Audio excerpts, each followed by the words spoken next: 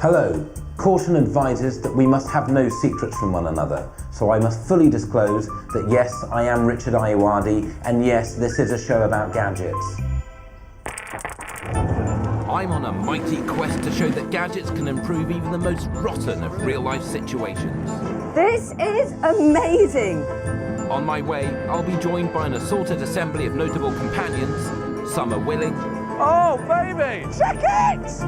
While others oppose me. I don't like it. Excuse me. And ultimately, I will definitively demonstrate that no activity, event or person cannot be improved by applying the soothing balm of gadget.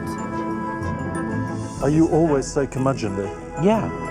Tonight, I and two carelessly selected guests will hurtle headlong, aided by the latest gadgets, into the lunacy that is British weather. I wish I could be pumping in there with you, Tim. It can go faster than that, can it? Ah! We have gadgets, and some might even call me a man. It's Gadget Man. British weather is world-renowned for its well-rubbishness, and it's getting more well-rubbish by the day. April snow, really windy days, and flipping flooding. What in Pete's name is going on? Can gadgets help buffer us from this meteorological onslaught? Rain is rarely welcome upon one's person, especially if you, like me, wear suits that are prone to dissolve. But soggy shirts are history with the Outerborough waterproof shirt. This shirt is 100% cotton, but is treated with a Teflon fabric protector that makes it liquid and stain repellent. But showers are oft unexpected. What are you going to do then, Captain Gadget? Well, I'll simply reach for my emergency poncho. This might look like an ordinary, if small, rucksack, but it transforms into a 3-layer, highly breathable poncho, as well as making me look impossibly masculine. Now, ideally, I'd like to conduct all of my important business calls in the middle of rainstorms as a way of giving them a framework of pathetic fallacy. But up until now, that's been a mere dream. Well, that dream is now reality thanks to the Sony Xperia Z2, a fully waterproof handset. Observe.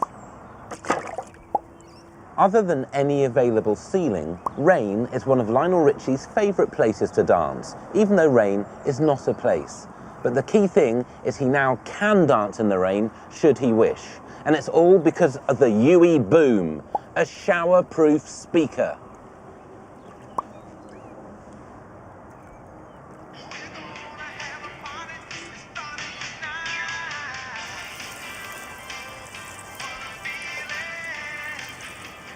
Still dancing. During rain like this, only Lionel would continue to dance. We others would be scrabbling through a brolly. There are literally many umbrellas on the market, but which is the best? How the rud would I know? The only possible way of finding out would be, say, to gather the opinion of a small group of representative UK individuals. And here they are, a public panel, running a giddying gamut of genders, ethnicities and ages, an unarguably comprehensive canvas of consensus. A British person is only ever a few hours away from needing a brolly, and this week, my panel will be testing the future of precipitation protection. First up, the skilled labourer will be trying out the hands-free telescopic umbrella. How are you doing under there? I'm getting totally dry. You're becoming more dry. Yes. That's incredible. Yes. But if I was to go in like that, how's that? You can't get me. Next, the retiree is using the 2-in-1 tough umbrella. How are you doing under there? Very well. I think it's very good. And it's pink. We all know city workers love consuming liquid. Let's make it rain. So the city professional is trialling the Morella double cup holder, which attaches to any brolly. How's it functioning as an umbrella? An umbrella is absolutely fantastic. You know, you can have your drinks and you want to take a selfie, like, Yeah. it really works. The student is testing the accurately named colour-changing umbrella. Oh dear, that's small. The hydrochromatic ink is white when dry, but a coterie of colours when wet. Well, we're getting an incredible visual treat over here, I can tell you. I bet you are. Ah, low back. Now that our 4 umbrella gadgets have been tested in real-life conditions, it's time to reveal the nation's favourite. Panel, you've all acquitted yourself admirably. You seem drier than I. But what is the verdict? We all agree the 2-in-1 tough umbrella. And that's quite good because you have like 2 people under it as You can well. have 2 people under So it that's without like poking each other's eyes. Well, that is what we want. The nation has spoken. The 2-in-1 tough umbrella from Japan is the umbrella of the week and perhaps of all time. We all know that climate change is a complete impossibility. But what if one day there were any significant environmental shifts? Like really bad rain or very gusty winds? What use are futuristic brollies then? I'm going to need something special. Time to call my technical support staff. Hi, yeah, it's me, Richard. I'm concerned about environmental apocalypse. I do know it's a completely irrational fear, but please humour me. When the gales of doom descend, I want to be completely self-sufficient and survive. I need a life raft that provides shelter, water, food and self-generating power. Hurry up before I'm completely deluged. Bye. My tech team are not renowned for instantaneous solutions, so I'm out to find the best existing gadgets that will help me survive the apocalypse. First, I'm heading to Southampton University, where breeze-happy academics routinely generate wind speeds of up to 90 mph. I've also enlisted the help of someone who is not only Britain's foremost pun raconteur, but a man who has battled wind since he was born, and once even lost a sombrero to a low gust. So who's better to assist my quest to grapple gales than comedian Tim Vine? Hello. Richard, lovely to see you. We're in Southampton, Yep. and if that wasn't enough, we're also in a wind tunnel. Oh, I'm absolutely beside myself. Look at this. And I've got to say, we're fully shielded, so there's no way that massive thing could get through those 2 bits of chicken wire. You're right, I think that's safe. That's safe. I love wind. At the moment, I'm writing the stage version of the film Twister. I've got as far as the first draft. There's a bit of a Another problem. pleasure. Bit of a problem with the scenery, but I'm thinking it'll all blow over. There we are. That's both of them. Oh, come on now. Done. This is a delight. Let's focus in on the impending apocalypse. Yes, let's. Yeah. I brought you a very special jacket. Excellent. Riders on the Storm. Great. I'm going to, Great. it zips up. It's got an ergonomic patented hood. Yeah. It's kind of dress up as a grasshopper, isn't it? It's sort of... It's lovely. It looks good. I'm going to slip on the colon, Right. which is from Korea, where I get all of my Gore-Tex wear from. I'm steaming up in here. Right. I might let you out a tiny bit. Ah, right. I've got a wind turbine. Okay. But what does that do, though? I can power my mobile phone. Now Vine and I are kitted up to the nines, we're ready for the wind tunnel to funnel some wind. Let's see how strong this wind is Yes. with a Vavood. Right. It's based on your standard anemometer. Right. 2-cup design. It's 24.7 miles per hour, Right. but the average is 23.3. Now, who can get through a storm without smoking regularly? I've got these storm matches. Look. No way! Yes! Ah! Good grief! Oh! Sorry, they've all come out. No, that's good. Tim, I'm going Yes. to offer you some ear defenders. They will do everything they can to protect your ears. Pardon?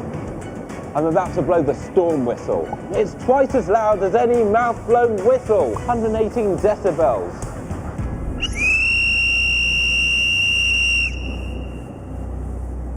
Did you do it? That's how good those ear defenders are. And help is on its way. Now it's time for me to step back into my natural support role, while Tim tests the Heim Planet Wedge, a 2-man tent which has inflatable poles. Once tethered to the floor, he'll put up this tent in what the Beaufort scale describes as, and I quote, a strong gale. Stay strong, Tim. I wonder if Tim can still pun in extreme tent erecting conditions. I've got a friend who's a tent peg. He's giving himself over the ground. Sounds like you're in Vietnam, Tim. Over. I just wish I was in that tunnel with you pumping away. Just lost my earpiece. I'm still standing. I haven't heard a pun for at least a minute. I'm getting worried. We're at 53 miles an hour, Tim. The top's come off. He's lost his nozzle. He's lost his nozzle. Vine is getting in the tent. No one told me how to get in the tent. Just use the zip, Tim. Use the zip. It's windy enough to make you think that perhaps you shouldn't be in a tent. Tim, use your Zen storm umbrella. It's won a number of awards. Apparently the person who designed it lost 3 umbrellas in a week and thought, I've got to design the umbrella of the future. Regrettably, I've neglected to tell Tim that the scent umbrella is opened by pulling the runner rather than the traditional push. This is a powerful image. You've produced some haunting imagery in there.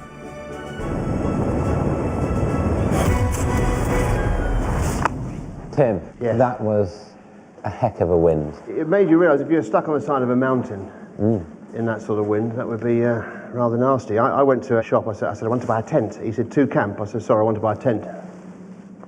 But I said, I also want to buy a caravan. He said, camper. I said, make your mind up. But those puns deserted you. None of them were in when I needed them. No, they do not work in a high wind. I hope we meet again in similarly extreme weather conditions. So do I. Coming up, outdoors advocate Marcus Brigstock joins me as I take on large quantities of sub-zero solidified liquid. Wow! Oh, that looks rubbish. How dare you? In a world where the weather becomes more extreme by the day, I'm searching for gadgets to keep me warm and dry. My technical support staff are busily constructing the ultimate self-sufficiency survival raft for the inevitable apocalypse. But now I must turn my attention to another very real climatic concern. Harsh winters are a fact of life, like Taps or Simon Mayo, and we must do everything in our power to battle them, and battle them hard.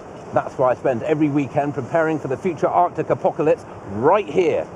Shittle's getting real, people! As well as being a boss place to chillax, Hemel Hempstead Snow Centre, with a permanent temperature below 0, is the perfect place to assess gadgets designed to help us cope when the big freeze hits Britain. And aiding me in this wondrous endeavour is renowned winter sports enthusiast Marcus Brigstock. Right. You know the expression when hell freezes over? Yes. This is what I think it would be. You think if hell froze over that they'd provide sledges? This is ridiculous. It's a very light sledge and it's got runners underneath. If you lean, you can steer it. That's not steering, that's just falling one way or another. Look at what I've provided you, a VW sled with a steering sled. wheel. This has got brakes here. I'm They going to think set of off everything. with one hand already on the brake. All right, let's go. Oh. I've broken the steering wheel.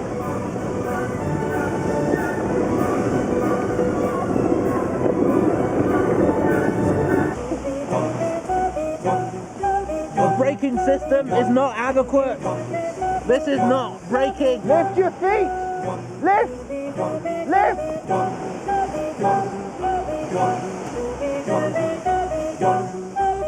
How was it? It was as fun as falling. Come the end of the world, sledges will be fine for fleeing from a pursuing avalanche, but what if escape from the storm requires uphill flight? This is the latest thing. Okay. It's the thruster. 4 electric fans spinning at up to 30,000 RPM are mounted on a handheld bar.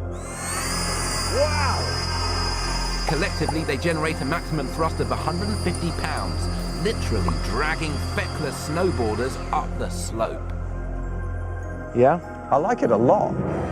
But as a man of gadget, I don't just come equipped with one method of uphill assistance. I have a flip load. The Juggernaut bike. Yeah. Look at those wheels. That's incredible. 26 inches. You'd have to have a load of these at the bottom Right. And just leave them at the top so that you could ride it up and then snowboard back down. Like a Boris bike scheme. But look at this, look.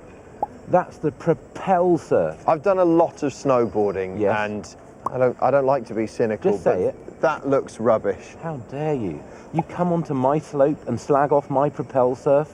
That's based on the Archimedes screw. From that point of view, it's very exciting, but just what are you going to do with all of that on the back of your board? Oh. I kind of want to see you go.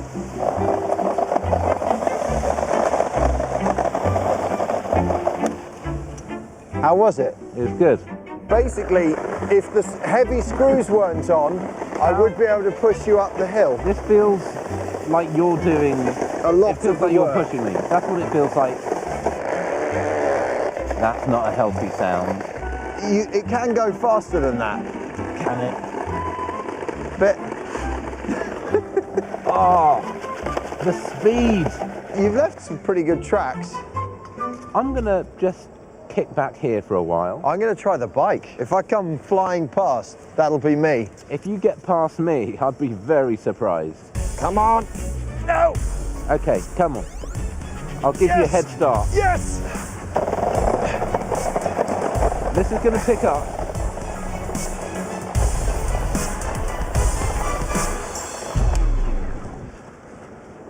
Yeah, that's better. Down. Yeah. I feel I haven't convinced Marcus with my big freeze gadgets, but maybe I can woo him at the après-ski.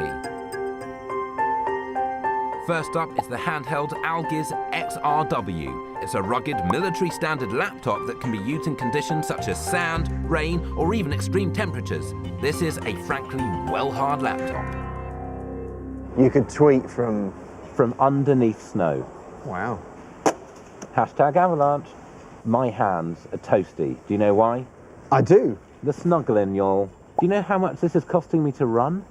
I've no idea. Is it pricey? £1p an hour. I mean, the one issue with it, I would say, is that you need to be... You need to be plugged in. You'd have to stay... They need to get a rechargeable one of these on the market ASAP, and they are working on that. Yeah. Yeah. You like music? I do. You like speakers? Yep. You're going to love the Bear's Head glove. Uh-huh. It's a Bluetooth-enabled glove, which can link to my smartphone, for example, and I can play music. Listen to that. And then I skip here. The skip track's there. That's great. Yeah? Yeah. And I've got 80 hours charge on this. So when the next ice age descends, which gadget will you be using to battle the engulfment? The snuggling. The snuggling. I didn't hesitate. Snuggling. Snuggling. With that snuggly, comfy warmth. After heroically combating sub-zero temperatures, gale force winds and torrential rain, I'm now ready to board my tech team's Armageddon-busting survival raft. When the final storm comes, I, for one, will be ready. When the seas rise, when the winds howl, when there are 7 moons and a blood-red sky, I will take to this, the Gadget Man survival raft. It may look like a well-rubbished boat, but it's actually kitted out to the gills with high-tech biz. Check out my joint, y'all. I've got a big torch in here. It's 1600 lumens, and watch its distress signal. It's only going to be a matter of days before someone picks me up. Nutrition. I'm going to use this hot can. I don't need heat with the hot can because via an exothermic reaction, it provides its own heat and heats up this delicious looking chicken curry. Now, water. The Lifesaver water bottle will allow me to drink any water despite its infection level. While I await rescue, I need to keep my electronic wares safe from the impending storm water. For this, I have a life-proof life jacket for my tablet and a P2I waterproof coating for my phone. When it comes back out, I can still tweet, how are you? #apocalypse. Now I can read your naysaying noggins. You're literally thinking, how will you keep your various gadgets charged? Well, my boffins have installed these hydraulically raised wind turbines to generate power. So there. And how will you shelter, you continue, under this also hydraulically powered state-of-the-art shelter? This is all very well and good for tooting Lido, but what about genuine adverse weather conditions? How's about I bring you a storm? Make it rain.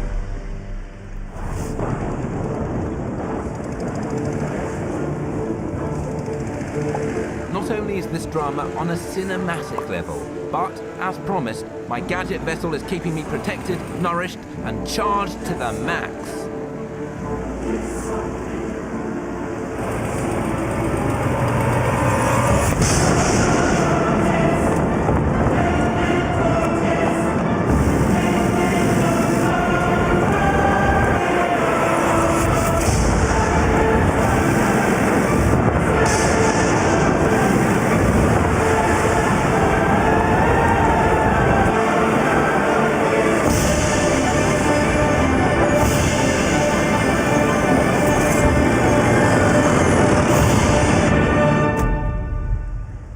Yes, in many ways, I am just in the middle of tooting Lido. But when the apocalypse comes, and when Kevin Costner's terrifying prediction of a water world comes true, and it will come true, I'll have my gadget skiff. What will you have? Hello. In multiple situations, I have cause to reveal my identity as being Richard Ayoade, and this, a show dedicated to the latest in gadgetry, is one such situation. I use gadgetry as a buffer between myself and any physical or mental exertion. This is insane. And in this show, I will be battling with the prolonged purgatory we both know as public transport. Will you put that on my face? Let's do the things that you just saw, but over a longer period of time.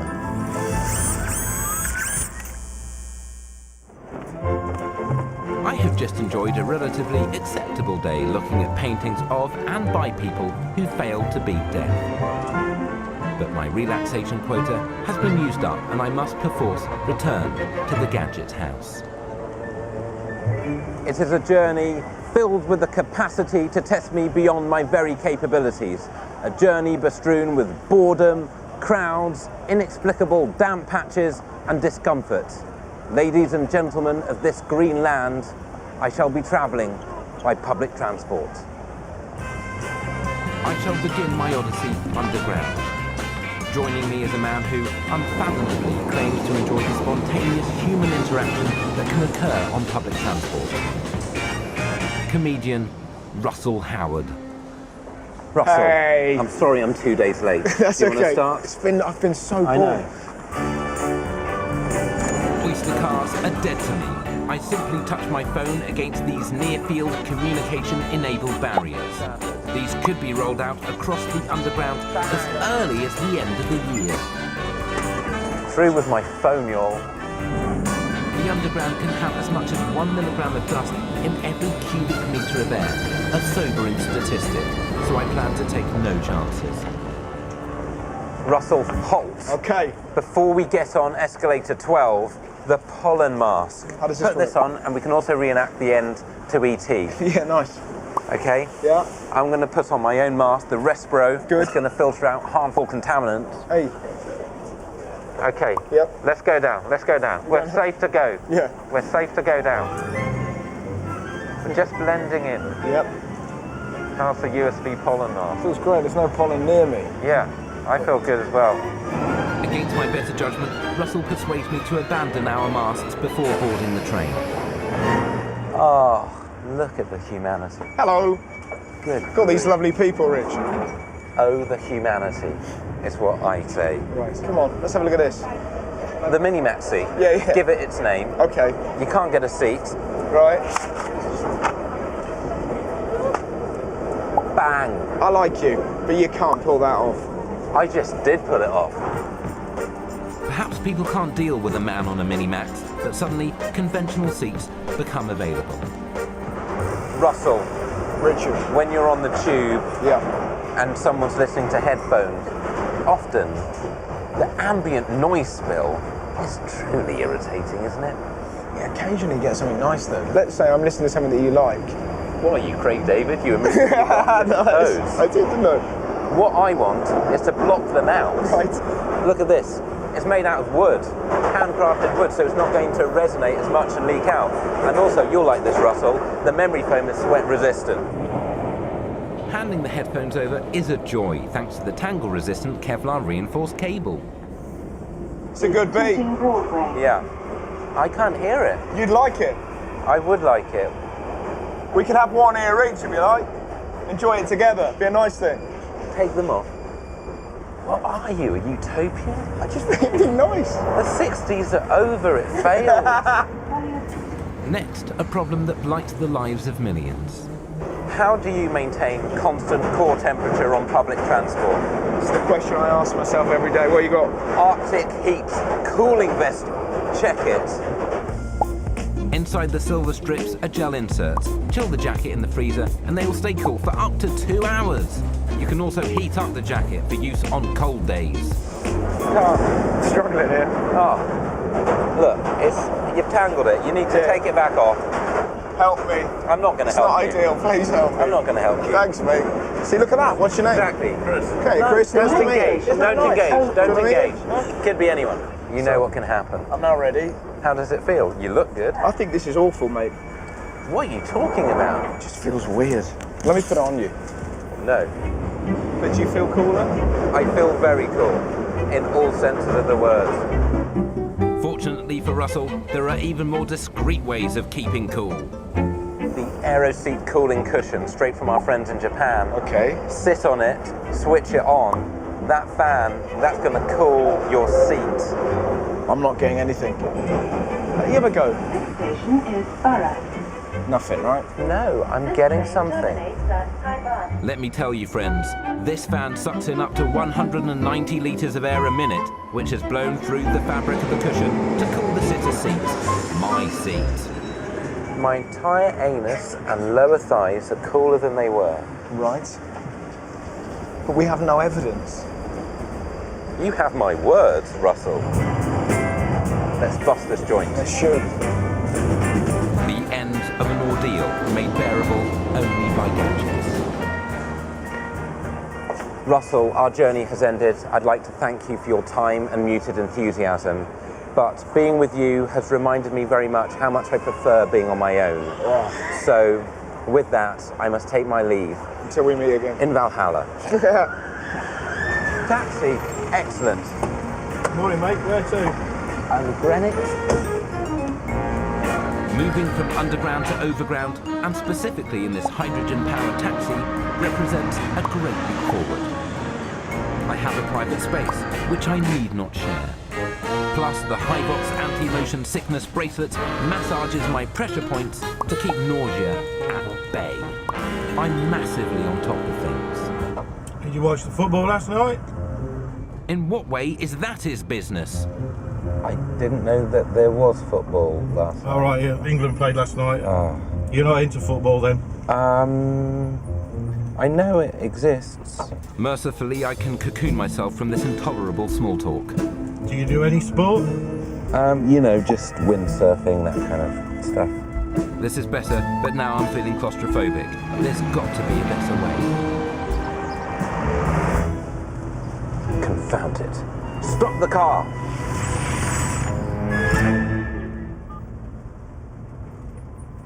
Hello, technical staff member. I'd like to travel by taxi without having to engage buffoons like this in banter. No offence. Okay, don't fail me. Bye. Bit awkward, actually. Well, I've just briefed my technical staff in that rather moving scene you just saw, but not even I can expect instant results. Hence, my public transport odyssey must, and in a very real sense, will continue. Meanwhile, check my public panel. 4 people who represent all Britain. Their duty to test gadgets. In this case, gadgets for transporting stuff. for retired people, bus travel can be more productive with the Acero Industries Defender bag. It's a backpack that swivels round to become an iPad-holding mobile desk. I don't personally take long bus or train journeys, but if I did, I think I'd probably find this quite useful. Yeah. For manual workers looking to transport themselves and their chattels, the briefskate. I think it's very 70s. Yes, it's good for the skateboarder who has no pockets. Yes. For city workers who want to keep things close to their chest or their back, the BC vest has a built-in rucksack. Would you wear it on a day-to-day basis? No, it really is just a bit bulky. The Force bag allows students to charge tablets, phones and laptops. So many times I've gone out, see it's charging now. Yes. I've gone out and my phone runs out of battery and I can't really do anything about it. So this would definitely solve that problem for me. So you've no doubt tested all the gadgets thoroughly and conscientiously, but which did you like best? We decided on the Force bag because you could charge mobile devices on the go, and you also have an app which tells you if you leave your bag behind. It's the word of Britain, the Force bag. It's the transportation gadget of the week. I'm going to sit down. I shouldn't be stood up on a bus. There's notices. This is illegal. Coming up, my public transport expedition takes a terrifying turn. And I take Adam Buxton on the kind of ride he'd sooner forget. This is weird.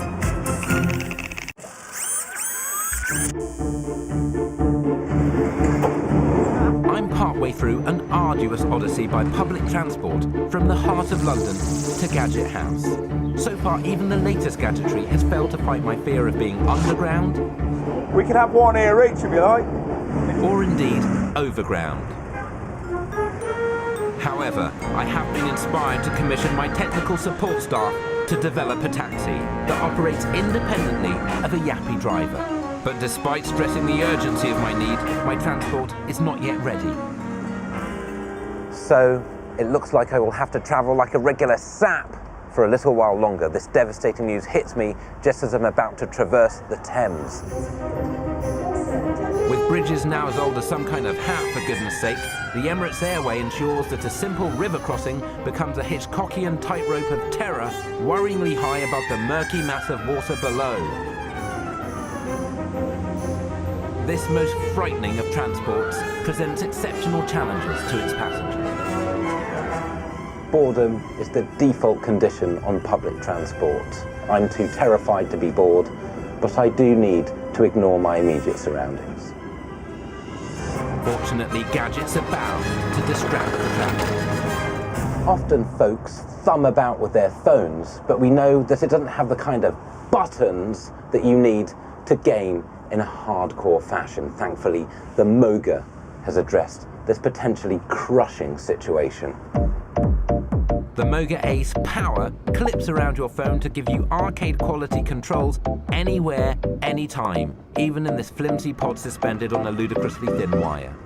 Cultural heathens have long watched films on their phones, but their Yahoo arms get tired from the elevation. Well, no longer, thanks to the Suspendo. You can now watch a film like the uncultural machine you are, free to gesticulate or threaten other people on the carriage. But you don't just have to watch. Its makers assure me it's perfect for video conferencing on the move or holding a recipe whilst you cook. But for the ultimate experience of wearing a headset, wear this headset. If you must watch films, the Sony wearable HD TV headset recreates the sensation of watching a 60-foot cinema screen, but just millimeters from your eyeballs. And it's got 3D capability and surround sound. I can game, or I could watch a film like, I don't know, Crank. If you're anything like me, one of the most heartbreaking things about being on public transport is that you can no longer DJ. Well, you can now with a scratch to go, y'all. It's on an iPad. These accessories suction pad on, and I can keep going. Let's get involved. I mean, what could endear you more to your fellow passengers? With my daredevil ride over the river complete, I'm approaching the final 2 legs of my public transport peregrination. But more horrors await. In order to leave the urban confines of London, I shall employ the National Rail Network. If their silver-tongued PR is to be believed, rail travel represents a fast, affordable, efficient method of travelling around the country. But for me, a train means germs, human contact, and inexplicable damp patches on seats. I've invited Adam Buxton to join me in assessing whether the latest gadgetry can make train travel less invasive, infectious, and a synonym for messy, starting with an I. Hello, Adam Buxton. Hey. Thank you for doing this. Yeah, no worries. I was just looking for Richard. Well, That's like an Al Pacino. I'm like Rob Brydon. that was excellent. Looking for Richard. And you're a train buff. I love trains. Hurtling around. Yeah, Norwich to London. What a route. I've got a number of techniques for dealing with the anxiety of train travel. Okay, well, let's examine them and record the examination. Yes, please. Okay, this is my preferred door. Very much. Okay. Yeah. Oh, look. Area. Love it. This is what's happened to our great nation. Oh. The seat has been despoiled by crumbs. Massively despoiled. This is why I've brought with me the latest Dyson on the market. Wow. This is the future. Is that nuclear? This spins 110,000 times a minute. How many cyclones would that be? That's 15. Whoa, that's too many cyclones. Look at this. Whoa, you're sucking the air out of the outside. I can have a 20-minute cleaning session off a single charge. Will you put that on my face? Oh. It's pretty good. That's nice. It's everything you want from a mini Hoover. Whoa. Oh, that's a pleasure. Satisfying. That's amazing. I didn't even have to use the max button on the back. You might think that it's safe to sit down. Yes. It's not. The average commuter sheds between 8 and 10 pounds of skin a year, and some of it is right here in this seat, a buffet for microorganisms. I'm going to use a UVC miracle wand. Why? Because it's using ultraviolet light with a sufficiently short wavelength to kill microorganisms. That this has a pathogen kill rate of 100%. Whoa, you're not even going for the 99.9. They don't even need to. They've done third-party tests. I love that. Let's get involved. Yeah. Moving the wand across the seat an inch above the surface is enough to waste fleas, bed bugs, and dust mites. Oh, look at this. I got a micro cushion, I think. It's nice. Look at this window. Streaky. It's a disgrace. It is. Yeah? What are you going to do about it? I'm going to clean it. How? With a car show window vac. Oh, yeah. That's what I'm going to do. I'm just going to spray here. I can do up to 45 metres squared to 60 metres squared on a single charge with this puppy. Look at that, that's streak-free. It's a shame about the outside, but that's not within my purview. The inside is my watch. Hey, I've got a gadget for you. Okay, lay it on me. What you do is you get your pillow from your bed. And right. You carry it everywhere with you. This is a game changer, right? Whoa, whoa, whoa, whoa, whoa, what are you doing? Sorry, mate. This is what the vac's there for. That was crazy. And now I'm for ready. the Karcher vac. Now, there's no germs whatsoever. Yeah, do it. You basically look like Jacko from Brushstrokes. Get involved with the travel hoodie. What? This is a dedicated bit of technology. Look at this. Why do you... Put it over your head. Oh. This is inflatable. Pull it down. Hey. Yeah? Yeah, but... What do you mean, yeah, but? There's no buts. This bit. The hardness. You don't need it. Why are you... That's not a good look. This pillow makes you look crazy. Does it make me look trapped? You look like a crazy man. Whereas this, I look like Rocky. Yeah? I look fit. I would wear this not even leaning against something. That's how good it looks. Yeah. Where's the Dyson? That's the superhero. This is who I am. That's the guy.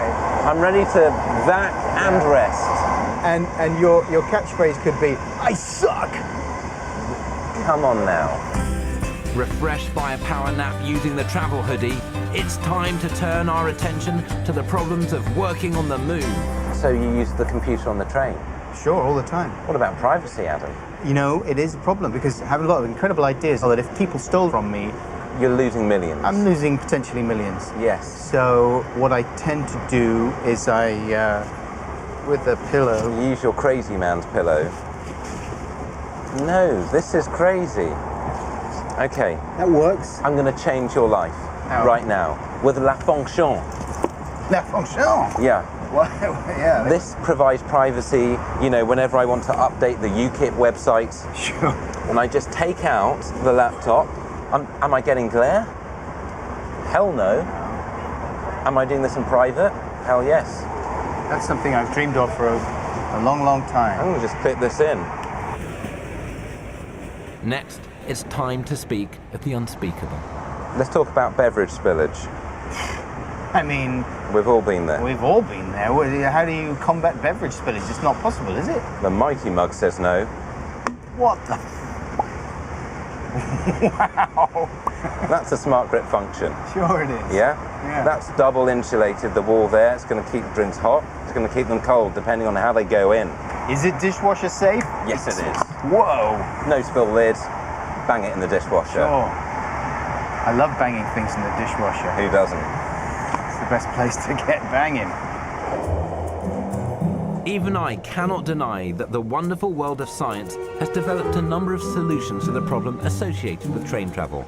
But I will always feel most at home in a taxi were it not for the fact that it had to be driven by a person.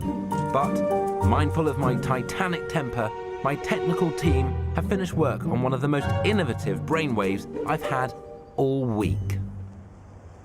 So this is our ride. This is our joint. I've seen one of these before. This is a fossil-powered automobile car, isn't it? This is more than you're giving it credit for. Really? Come on, where's our guy?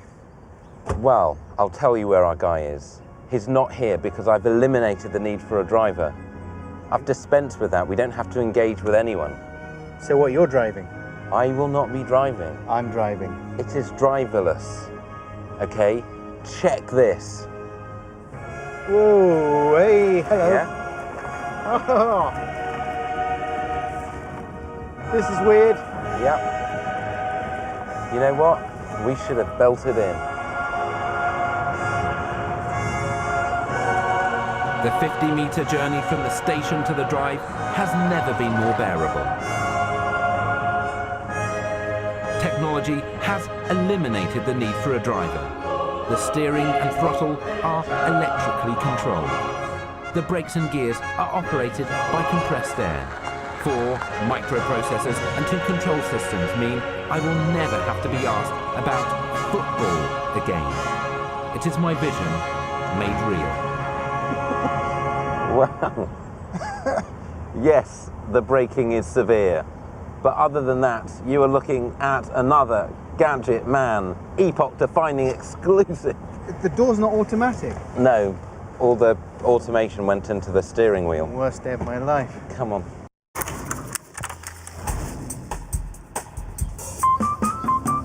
Hello, I'm Richard Ayoade, a man composed almost entirely of vowels, presenting a show composed almost entirely of gadgets. Let's shake hands with them. As someone who extracts no joy from the exertions of daily life, Is that good? Yeah. gadgets are, to me, an oasis in the desert of doing.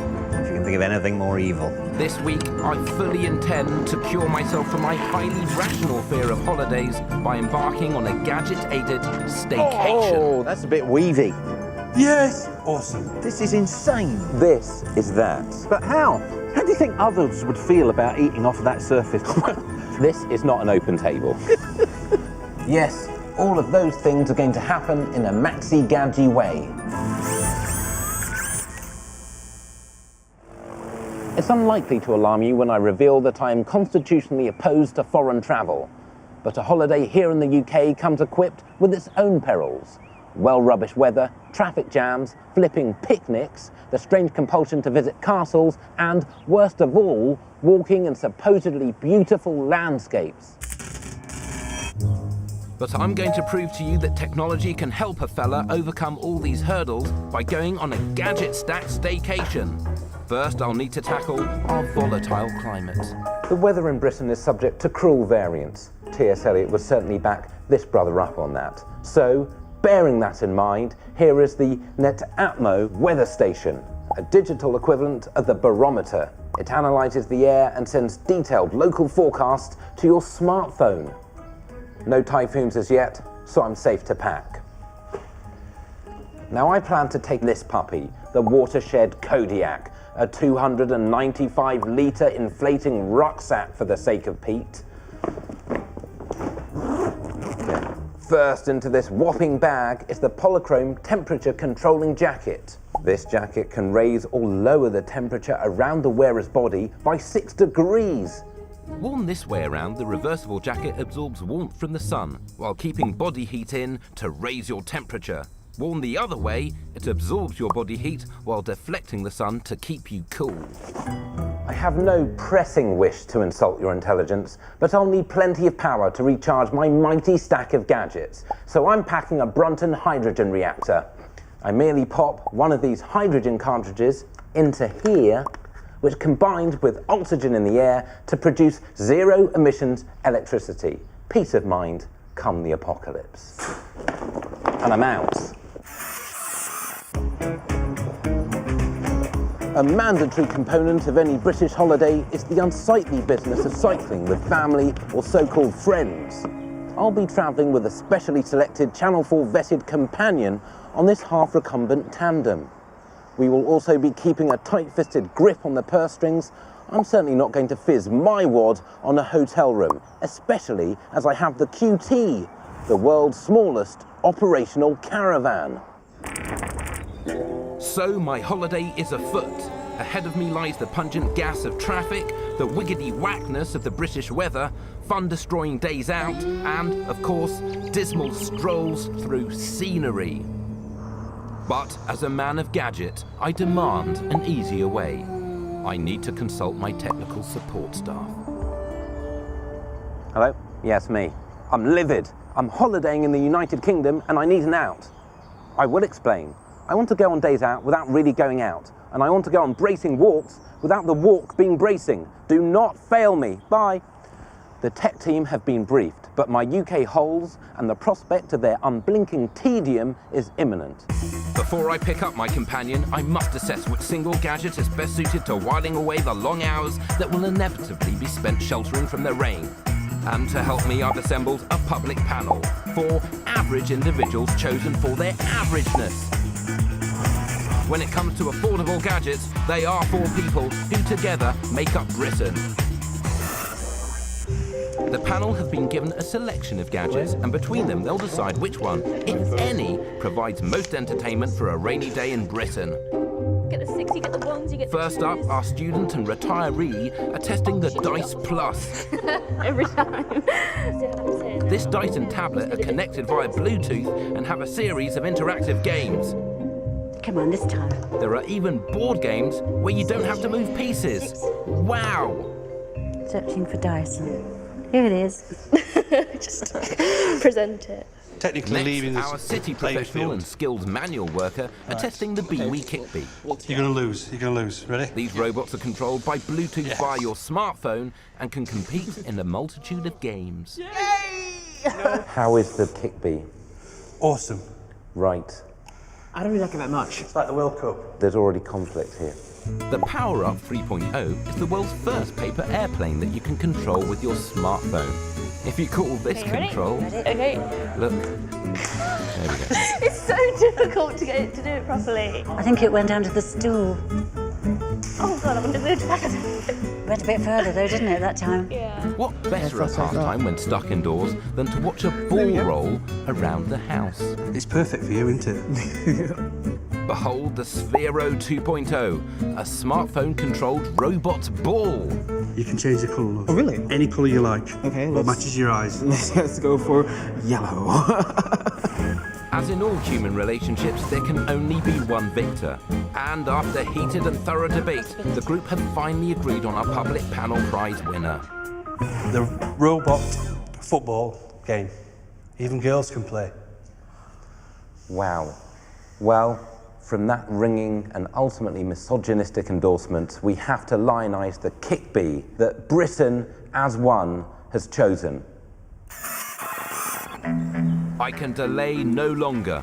My staycation must commence. Firstly, I must ditch the QT van in a local caravanning hotspot because, and this is far from ideal, I'll not be staycationing solo.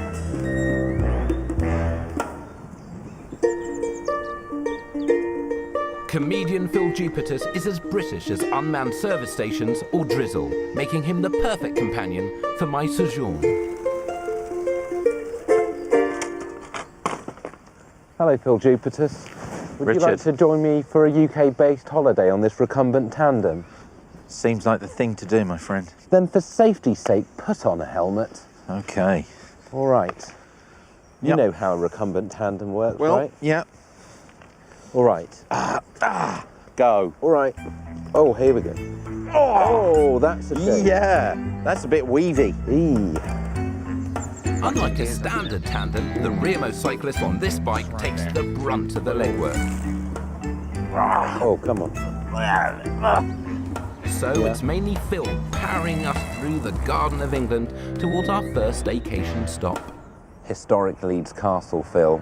Not in Leeds. That's a category mistake. It's in Kent. I mean, that's why I was late. Yes. You're dazzled by its beauty. I can see joy flooding your face. Really, yeah. But how do we document this? How do we make this experience real? Watercolours? No, we need to photograph it with the latest in digital technology. All right. And here they are, 3 cameras that will revolutionise the way you capture historic monuments. First up are these binoculars of the future. Whoa! Binoculars? Yeah. But you can record 3D images. Ah, this is what we want. I can only take 2D photos, which is a bit of a downer, but it's made up for by the GPS system. GPS? GPS. It's a revolution.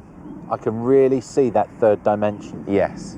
Binoculars may well be as 3D as eyes, but I feel they're somewhat unidirectional. I need a gadget that can offer me a broader range. The panoramic pod. Taking a panoramic photograph involves moving your phone from side to side while navigating an arrow across a guideline. But how in the name of all that's right can you avoid photo-ruining hand wobble? How? The problem is... Yeah. I mean, I'm not that baroque with my movement, but there's still an unsteadiness. Not with this. Look at it.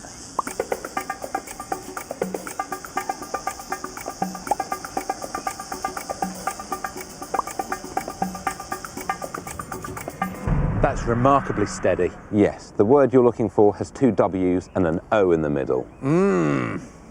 I like the panoramic pod and it gives you that sweeping view, but I want something a bit more sweepy. Okay, well, this is dynamite. From a gadget that rotates your phone for you to a high-tech camera that can photograph everything at once. The Ricoh Theatre.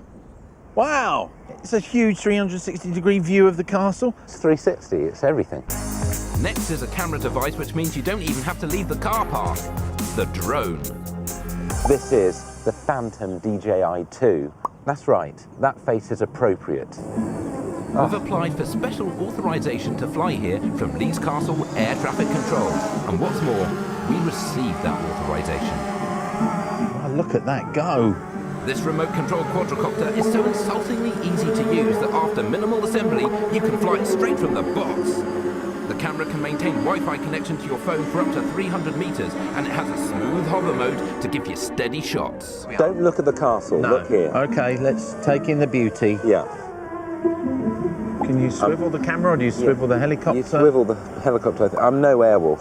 So okay. Look at this. This is that. Yeah, but here it's just so much more digital. It's interesting.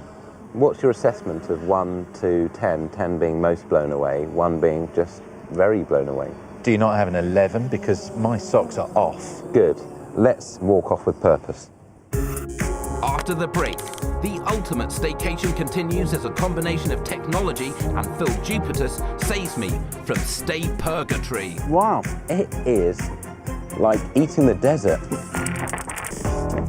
I'm conducting a brave experiment to see whether gadgets can help me, a poo-pooer of staycations, enjoy a staycation. Also, Phil Jupitus is here. It's almost as if the castle's really just over there. It's amazing. And my underpaid technical support staff Do not fail me. are toiling to create a collection of bespoke contraptions that will help me escape one of my worst nightmares, walking through a field. But as rosy-fingered dawn spreads over the land, I'm regretting my gentlemanly decision to allow Phil to call shotgun on the accommodation. While I endured a caravan so small it can be towed inside a supermarket, Phil made himself comfortable in the Trip Buddy. This is the caravan of the future. It has solar panels, gas points, state-of-the-art surround sound entertainment system, and mood lighting for the sake of flip. But I must curb my caravan coveting, as Phil and I are about to embark on one of those massively rubbish days out to a point of so-called local interest. But first we must break our fast, and how better than a quintessential British dining experience, a picnic. Yeah, that's it. Phil, you're on a picnic. Yeah. What do you put your sandwiches in? Either cling film or foil, or perhaps some oiled cloth. I pity you. The Complete is a highly flexible silicone skin that molds perfectly around any foodstuff. Look at that. Wow. I hope you notice that the name contains a pun. Yes. Complete. Complete. I think they've just used the word eat and maybe just worked backwards from there and not really thought it through. What are we going to eat out of? These things. Wow. They're edible. Edible bowls. That's right. What I think it will add is a pleasing time pressure to eating before it collapses in your hand. Yeah. But look, you can just break it off. Yeah, let's try some of that bowl. That is very dry. That's a dry bowl. Wow. It is like eating the desert. I can actually feel the moisture going out of my feet. Yes. I'm just listening to your voice now, Phil, and it sounds parched. I'm so dry. Good grief. Of course, after a drying bowl like that, what one needs is a beverage. Well, say you want to dunk some of your bowl. I might want to bowl dunk. You might want to bowl dunk. But what if the bowl starts going into the mug and it becomes... hate when that happens. Yes, it's a sludgy mess, but not with the cookie catcher. Whoa! You're fine. Large bits of your bowl will be caught in this. Would this be usable for anything else? You know, perhaps a... Tadpoling. Yeah? Having had your tea, you could go into an adjacent stream and just catch a little bit of pond scum. We've got all this lovely equipment here. It seems foolish not to use some sort of plinth on which to set it all. Well, just hold the horse that you're on, because bang, here we go. It's there. Set some items on there. It's a great table, the bag table. It's quite small. It's quite small. Well, look, I'm wearing picnic pants. What? I'm wearing picnic pants. Yeah. It's a table here. Look at that. I can balance. Look at that. Yeah. And I don't want to boast, Phil. Yeah. I've got a cup holder here. Whoa! I think it's more of a biscuit holder. Oh, okay. Yeah? Look at you. How do you think others would feel about eating off of that surface, Richard? This is not your table, Phil. Do not eat from my table. Oh, but what if you've got tidbits on there I want to nibble from? Well, I will pass you those tidbits and you eat them under your own steam. Well, This is not an open table. Come and enjoy a selection of avocado and seafood. Relish the bounty. Oh, good grief. Oh. That has to go into their sales bump. Really? It is a table for you and you alone. Let's head off. I feel I should write some sort of warning on the bowl. Yeah. It is now time to make Phil go to an attraction that I can mercifully avoid. It only took me 3 goes before I guessed the USP of Teapot Island. There are almost 7,000 teapots in its collection, as if Maidstone wasn't fascinating enough. 7,000 teapots, Richard, think of it. Yeah, I have thought of it, and yet I mustn't go in. There are reasons for this. I do not like crowds. It's bound to be rammed. I'm going to get so excited, my elbows are going to fly about the place and cause breakages. Perspex! There's Perspex over the teapots, Richard. My elbows are like diamonds, so I have had my tech support staff rustle this up. It's a webcam attached to a hat that is bone conductive, so I'll be able to speak to you and your head will act as an amplifier for my words, and then that's going to live stream to my tablet computer so I can see what's going on, drink in the cultural goodness without encountering what may be some frankly creepy people. Your loss, Ayoade. Okay, I'm going to go and hang out by that massive weird teapot. Wow. Just believe what you're seeing, my friend. Phil, how does it feel to be there live? I am overwhelmed. I've never been around this much pottery. I mean, this is so much better than being there. Ah, that is a very evocative scene. Two pandas hugging by some bamboo. I'm really pleased I have the buffer of space from this experience. I'm worried that I'd be overwhelmed. Now, as you can see, if I put my hand there, these ones are tiny. These are ridiculously small teapots. I mean, who's going to drink out of these? I don't know, someone with a great sense of fun. I tell you what, I'm not going to speak back to you, but rest assured that I'm listening to everything you say, okay? Okay. All right. Thanks, Richard. Well, this has blown my mind. Keep talking, Phil, I'm listening. I hope you're recording this, or at least doing screen grabs. I've vanquished the tedium of going inside museums, but have my technical support staff managed to devise a way for me to circumvent the insanity of going on a country walk by providing gadgets that will do the hard work for me? Well, here we are at the Devil's Kneading Trough. Damn straight. Not all the way up yet. No, because our reward, Richard, when we reach the top of the trough, as they call it locally, our reward will be the delicious view behind us. Right. Well, I can only continue this aberrant behaviour under one condition. Okay, let's go and introduce everyone to the conditions. So many conditions on this walk. Well, my boffins have found these bionic legs. Originally used by the medical industry to assist with rehabilitation, they are equipped with sensors which can tell what movement you're making and activate motors to assist. They are the perfect gadget for those of us who want to ramble while using minimal energy. No more stitches or stiff legs for me with these fellas. Yeah? No. It's pretty good, isn't it? It's not pretty good. This is insane. I like the sound.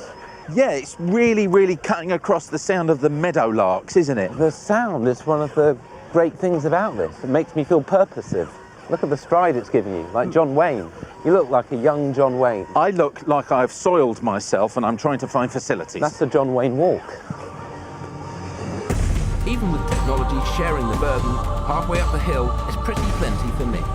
You can have a pit stop. Ah, yonder. So, I've arranged for refreshments to balance our blood sugar and an even bigger surprise for Phil. I sense a reluctance in you to get back up. Well, I'm here with my chunky robot thighs and a lovely ice cream. I can see the hill up there. I sort of want to go, but I sort of don't. You're in conflict, is what you're saying. I am. You're torn apart. There's no solution. No. Well, there is. Yeah? Enter the NX rover. NASA currently has 2 operational rovers on the surface of Mars, braving the elements to send home 360-degree views of the red planet. But these were merely a dummy run for our Earth-traversing camera bots. Fantastic. My team have commandeered this tour de force so that I never have to walk to the top of a hill again. I and other internet users anywhere in the world can have complete control of the rover and camera, meaning that I can holiday without leaving the house. Gosh, look at the HD. Oh, wow. That's some res right there. Have you ever seen a stream as powerful as this? I have not. It's a joy. It's amazing because it's there. Yes. And it's there. Yes. And yet my eye is drawn to this beautiful representation of the view that is actually there. It's wonderful. If only we could have thought of this earlier, we wouldn't even have had to have come here. No. Could have done all this on the phone. Beautiful. So, while I still view the holiday with outright hostility, I've proved beyond any shred of a doubt that with the help of gadgets, it's possible to make it through with utter dignity. Darn tootin'. Oh, that's a glitch. That's a glitch. What's happened now? This is a glitch. Of your legs kicking That's a in glitch. Really? Wow. Hello, I'm Richard Ayoade, but I'm not just a brother with a catchy name, I'm also a grand master of the gadget. Possessed with a near mythical level of physical laziness, I oft turn, like a frightened foal, to the sheltering embrace of gadgetry. This time, I'm on a deeply emotional quest to find out if technology can help me, in some small way, withstand the wretched dreadfulness that we term shopping. I can't condone this, you've just stolen a peach. I feel a man may have designed this. Yes. Let's approach said gadgetry together, and now, respectfully, but with gusto.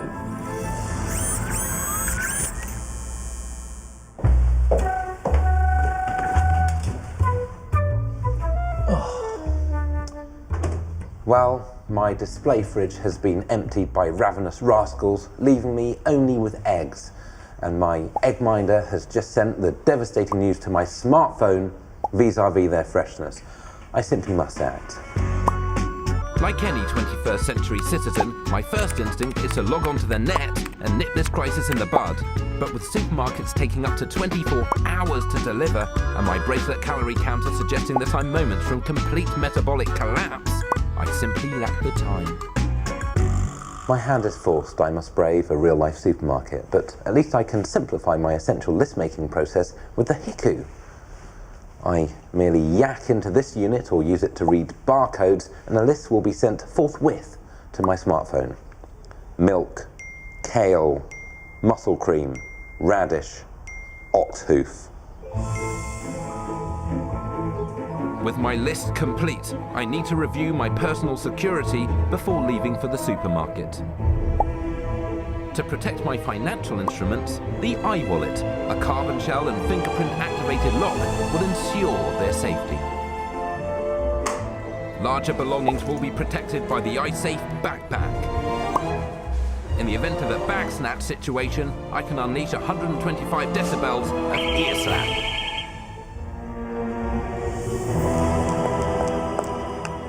One of the first slaps that shopping delivers to your chops is the naked stress of finding a car parking space. Your scooters and your bikes are no use to me. They lack storage. So what is the solution? This proud little fella, the Box Bike, box as in Jamie Foxx, an electric powered storage box.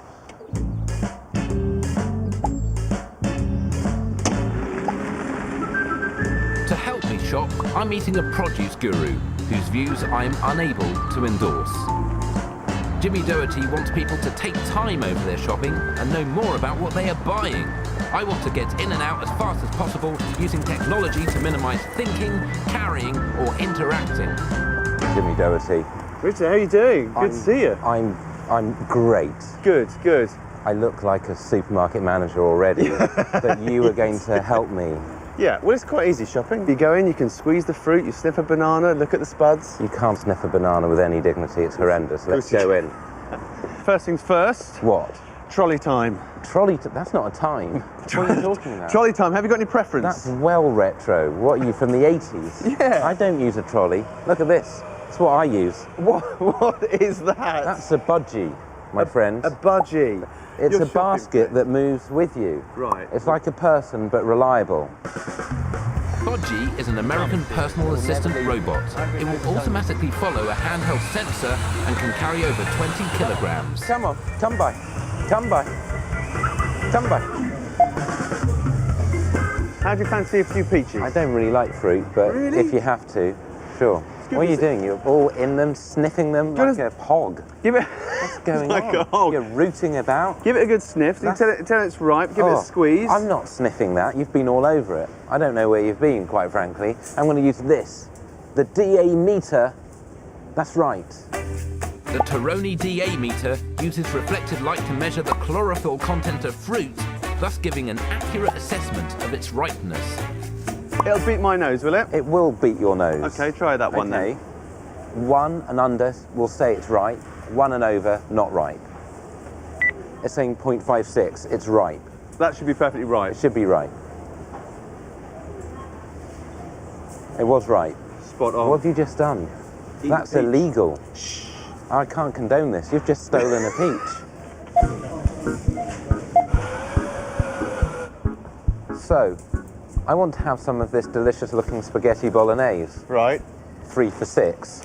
Yeah, that's a bargain, isn't it? But how do I know that it is as good as it looks? Right, so you want to know about the provenance and you want to know that the recycling, packaging and doing all the right kind of thing. Those are the exact things that I need to inform ourselves about. Well, first off, you look at the packet here and the first thing you see a Union Jack and beef, which would... It's already taking too long. Well, there is a lot of information. It's too much to take in. Okay, what are you going to do? Okay, well, I'll tell you what I'm going to do. I'm going to use the Lambent shopping cart handle.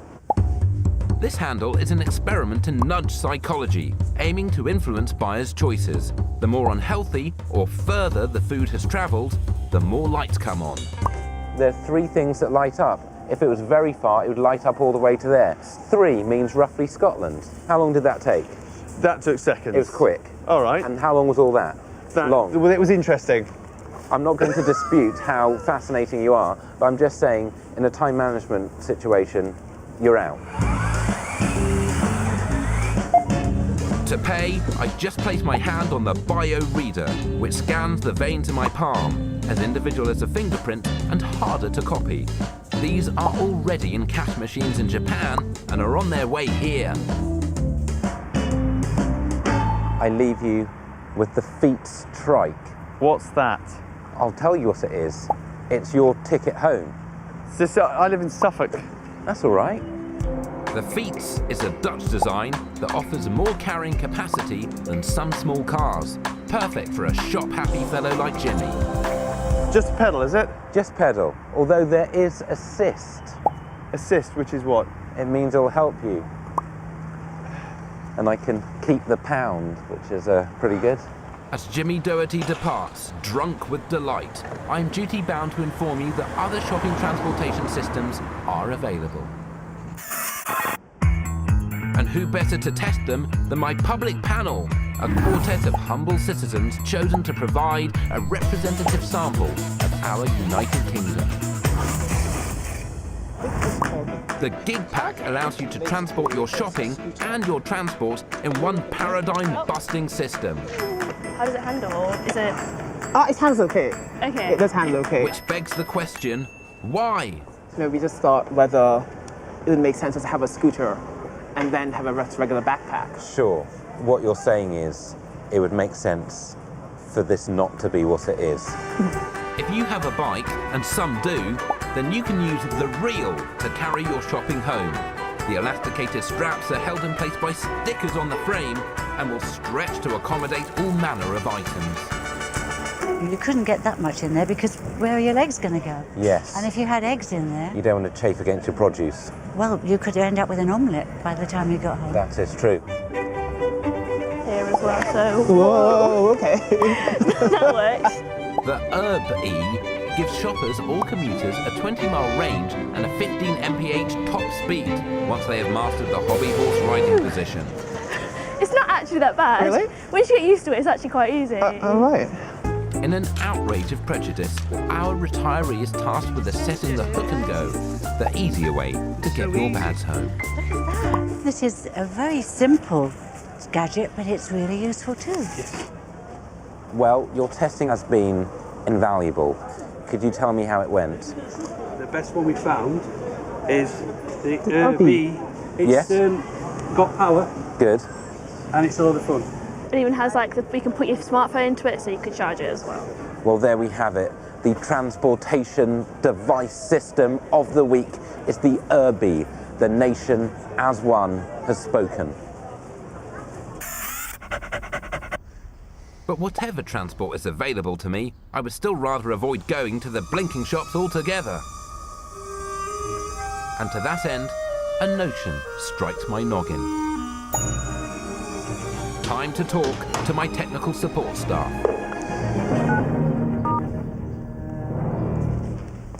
Hi. Yeah, it's me, Richard. Richard Ayoade. It doesn't matter who that is. Look, this is what I need you to do. I want to go to the shops without going to the shops, and I want almost instant delivery. Bye. Oh, that was exhausting.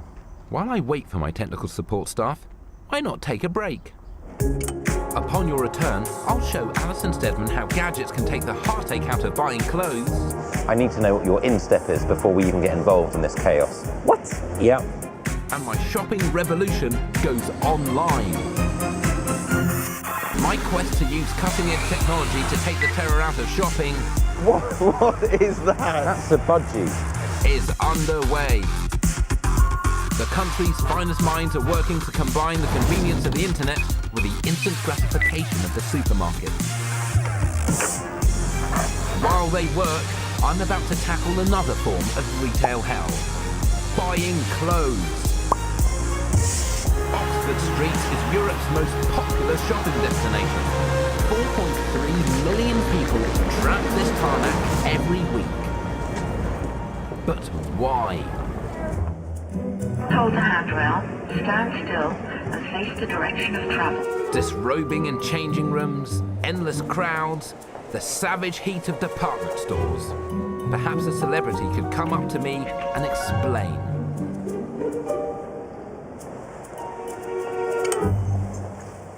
Hello, Alison Steadman. How are you? Hello, Richard. Very nice to meet you. Nice to meet you. Can you help me deal with this hell? I don't like shopping. No, don't be silly. Don't be silly. Do you like it? I love it. I do my best to ignore her optimism. Instead, I focus on proving to Alison that this ungoverned madness can be much improved with gadgets. How'd you like those? I need to know what your instep is before we even get involved in this chaos. What? Yeah. The foot disc, so you can get your foot game tight.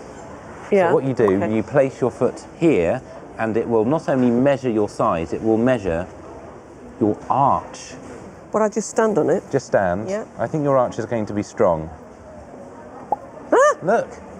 And then we look at what the shape is, what it corresponds to. I'd say normal. You are standard. So what do I do now? Well, what you can do now is make use of this. Ah. So you know exactly what you should be putting inside your shoes. Oh, right. Yeah, you can take these with you. This is a gift from the show. Thank you. Yeah, that's come an away with addition two to your medium fee. arches. We're not even going to subtract that from your fee. That's on top of it. Curate soles use compound materials and dynamic arch technology to cushion feet and give dynamic propulsion with each step. Oh, that is good, actually. Is it? Yeah. Good. Feels sort of all cosy, like a... Well, it fits like a glove. My shoe fits like a glove. Yeah, that's the metaphor you want. But Alison is not finished. Ooh, that's nice. That's nice. I'll remain at the border. The strain is becoming unbearable. What do you think? It seems great. Her constant demand for opinions insatiable. What do you think of that? Yes, great. I need sweet and swift release. Hand over your card. Okay. No, see, Ah. it's too big. Yeah. It's just too big for Is it my... though? I've got a small face. Just get it. Get no, it. got a small face. My style, that sort of 20s kind of looks more me. It's nice, but I still like that pink. I like the pink. I really like the pink. What do you think? What do you think? I really like it. That's the best one, isn't it? Get it. The double uses electric power, gyroscopes and accelerometers to turn an iPad into a mobile teleconference robot, allowing me to be there when I'm not. Richard? Yeah? You are absolutely hopeless. Am I? Or am I just going? Yeah, to pick us up a couple of tangos. Slowly tracking back like at the end of Taxi Driver. Oh, that's a shame. That's a crying shame. To help Alison realise the folly of her hands-on approach to shopping, it's time to politely push her into an antechamber for a taste of clothes buying, gadget style. I need to be able to try on clothes without taking any clothes off, and this is what this can do, the Fashion 3D, it's the latest try-on clothes without taking clothes off technology. Your face speaks of enormous excitement. Well, I'm just apprehensive. Built into the compact display unit is a camera which allows the Fashion 3D to see where you are. Found you, it's found you. Okay. And then map clothes to your body. Look. What? Yeah. That's how this would look. God, it's moving with my arms. This is weird. I don't like this dress. Okay. Can I try another Yes. one? Let's try that top. Oh, that's good. No, yes. No, you see, I was that's going good. on a nice holiday with some nice white jeans. That would be nice. The Fashion 3D is designed to sit in the middle of shopping centres and allow people to mix and match garments from different stores before they buy them. Alison saw the benefits immediately. You don't have to try on clothes, you don't have to shop.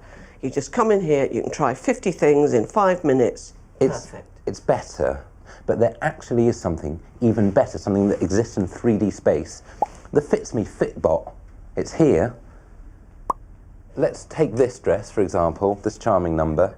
Okay. And put it on the Fits Me Fitbot and see how it deals with it. I don't see what's amusing about the name. It's a great name.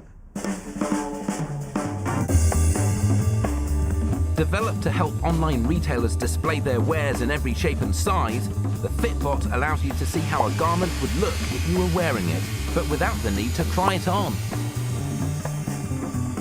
What more reassuring sound is there in the world than the pneumatic exhalation of whatever gas is in that? It's just like gone up 2 dress sizes or something. No. Or 1. Just a pinch. Just A pinch. a pinch. It's amazing. But you kind of want to play around. You want to put these enormous sizes and see how Just much use it to explode clothes. Yes. Yeah. Yeah, it does feel ripe for misuse. So, for the sole sake of research... Let's see what it's got in the tank. The bust seems to be moving, not so much the hips. Yes. But Well, I feel a man may have designed this. yes, so it's Fantasy Lady. I think so. Yeah? Yeah. What do you feel? Well, I think it's well. It's pretty good. It's amazing. Now all the problems with buying clothes are resolved, it's time to see how my technical support staff have fared. Have they created a system that will allow me to shop without going to the shops? And will it deliver my goods faster than old-school internet shopping? This is a 2-stage operation, and stage 1 demands an overhaul of the spare room. Well, here we be. On the mastermind chair is what you probably recognise as an Oculus Rift. Well, you're wrong. It's an augmented Oculus Rift, and it's going to put me in augmented reality. I'm going to put it onto my head so I can get my shopping game tight. Let's do this. A standard Rift is a virtual reality headset. My team has modified this one by fitting cameras on the front so that I can see myself and the room as well as my virtual environment. As you can see, this is far more natural than going out into the world. I'm just going to select supermarket, and then look, I'm in a photorealistic supermarket situation, indistinguishable from the real world. Reflective balls on the headset and on my wrists allow a dozen cameras around the room to track my movements and adjust the images being transmitted back to my face. Milk. In. Easy. I'm now going for bread. There we go. Imagine going shopping in a virtual store just by putting on goggles in your own home. Not my words, but those of Mark Zuckerberg, the captain of Facebook. But unlike Mark, I don't need an imagination because I'm doing it. Where the G-Dog leads, the world will surely follow. And of course, the purchase that defines us all.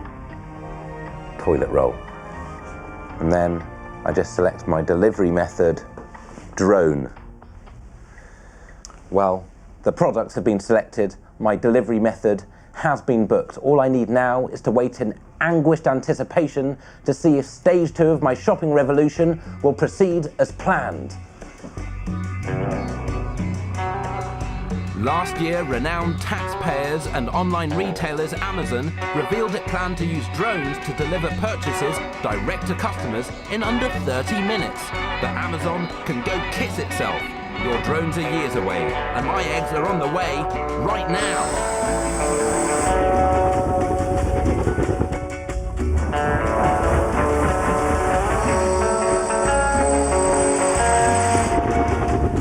Think of this as a vision of the future, where the roads are free of grocery vans and the skies are alive with drones.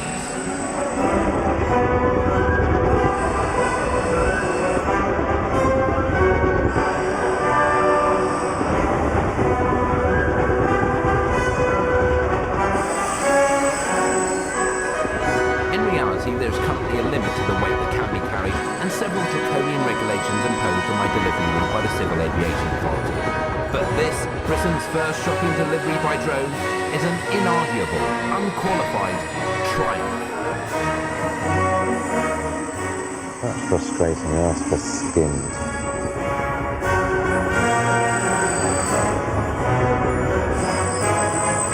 It's not a family shop, is it?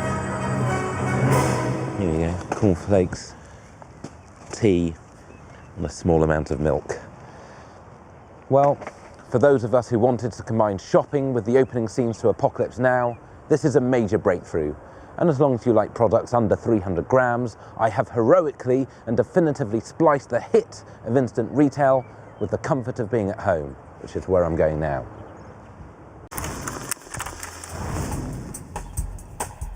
Hello, I'm known in the heady world of show business by my stage name, Richard Ayoade, and although I've safely made it about halfway through my natural life with little to no incident, it has been very tiring. That's why I've embarked on a selfless crusade. I look like Rocky. To discover whether the very latest technology... Look at that. Wow. ...can take the flaming hassle out of our day-to-day grind. It's pretty good. Pretty good. And what is today's unfathomable quest, I rhetorically ask? Let's hope there's not smoke along. Me and assorted others will attempt to get food into our joint gobs strife-free. I'm good. That's just done by electricity. So imagine a food-based pun that I could have said but haven't, and keep that in your mind as I grasp your laughing face and lead you to Planet Gadget.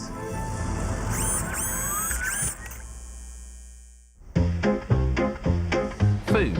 I won't eat anything else. It literally keeps me alive. Ironically, I have no beef with food. No, the thing that makes me fly into wanton fury is cooking the food. It's dull, messy, emotionally draining, and always violent. But can the finest gadgets ease the pain of preparing a repast? I shall find out. I'm going to start with eggs as ever. I'm going to use the cutting edge of tech. It's the egg yolk plucker. Let's get involved. It is one of my personal bugbears, separating egg yolk from white. I've lost days. A small squeeze of the plucker creates a partial vacuum strong enough to wrest the yolk from white. Which brings us to waffles. I insist on fashioning my waffles using a Dutch-made waffle chair, combining 4 legs with 2 irons. Because what every home needs is a scalding hot chair, especially around children. While the waffles cook, it's bacon time. The Discovery thermal circulator heats water to the perfect temperature and pumps it round the pan to cook meat. And the onion is no longer a threat to my ducks, thanks to technology.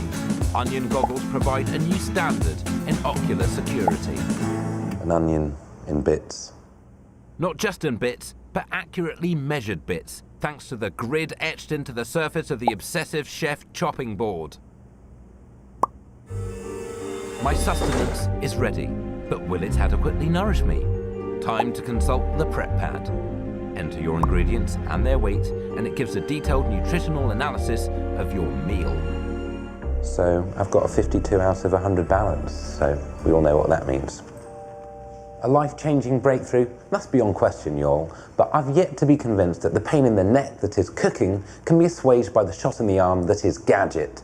Perhaps we now specifically need the opinion of, say, a panel of experts specially selected from the people who live within the borders of this nation-state.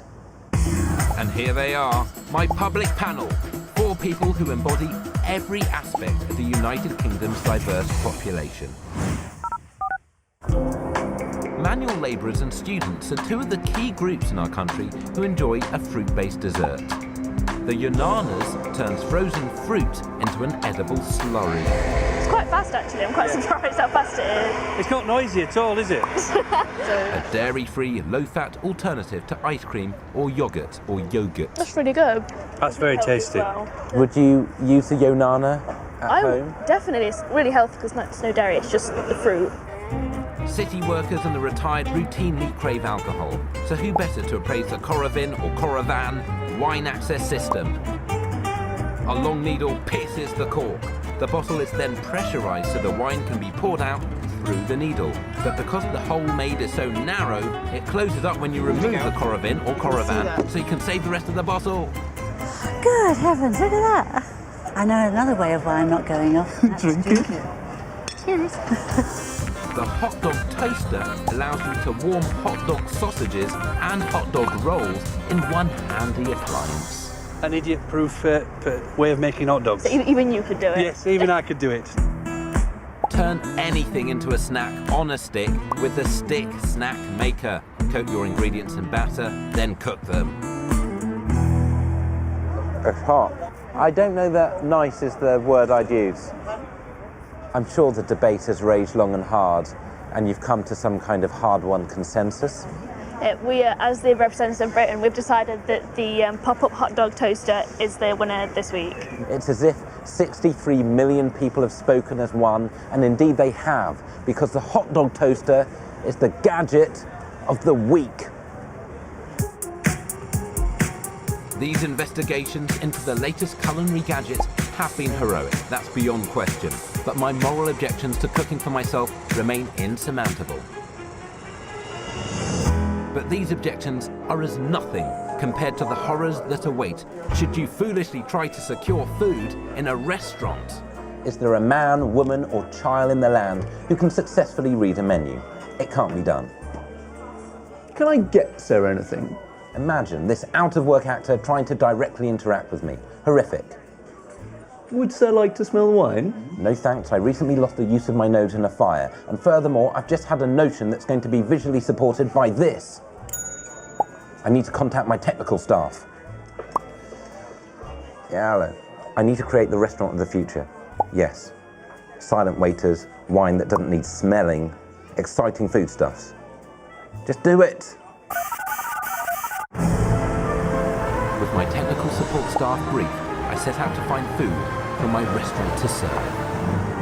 I'm here to see Charlie Harry Francis, who describes himself as an edible inventor, which presumably means you can eat him. Nice to meet you. Nice to meet you.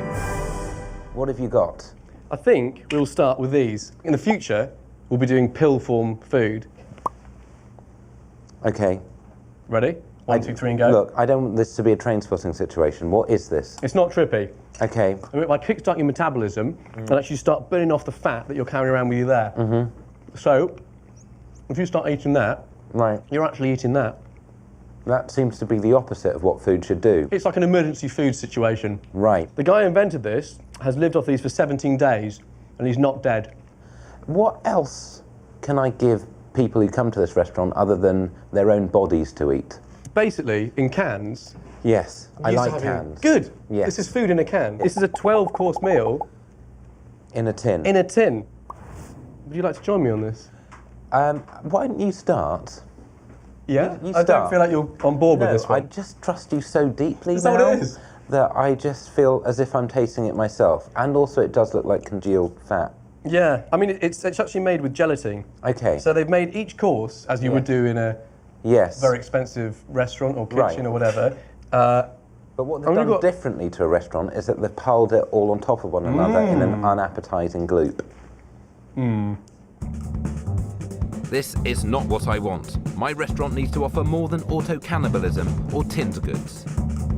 Equally unappetising are aero-life food shots. Suck on the tube and tiny particles of food fly into your mouth and land on your tongue. That's very bitter. I mean, good gravy.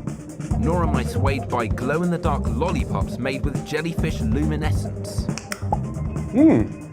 Got a mouth of a jellyfish. Do they have mouths? He needs to pull a culinary rabbit from his proverbial and pronto. What are you going to do to restore my trust that you've shattered? So this is the Levitron, and it's a brilliant machine. It's a levitating cocktail machine. So basically, this is using the power of sound to levitate tiny droplets of very potent alcohol. Okay. And there you can see the droplet is just levitating in midair, and that's been held there purely by sound. Go ahead. You feeling brave? I'm feeling like I'm in some kind of 80s scene. Yeah. Yeah? Yeah. Yeah. Yeah. Nice, eh? Yeah. Like an astronaut. Yeah. Yeah, you were then. Yeah. For a second. Okay, You look so great. the Levitron, how much is this? About £30,000 at the moment for the equipment to do the one droplet. So a little steep. We need to work through the costs on that one a little bit. Next? Yes. What next? Pudding. Okay. Do you like pudding? Yes, I do. Do you like candy floss? Yes, I do.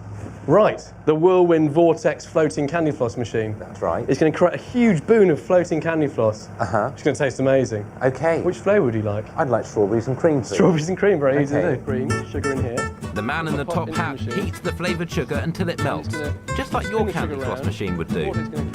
So we get the full effect from this with the lights down, so we'll just dim the lights a little bit. Okay. You seem to associate food with darkness quite a lot. But instead of spinning the strands of sugar around in a tub, jets of air fire the floss upwards and then hold it there, like a small, edible, if sickly sweet, cloud. I feel a bit like I'm in Ghostbusters, which is always a pleasing sensation. Now eat it. Okay. Yeah. It tastes like candy floss. So this, I approve of. I like very much. I'd like to take this to the restaurant. Good. I'm glad we found something you liked. And you can just deliver that machine. We'll sort it out. So I'll just wait to hear from your... Yeah. Okay. Coming up, the appliances of science. I grapple with the kitchen kit used by the world's most ambitious chefs.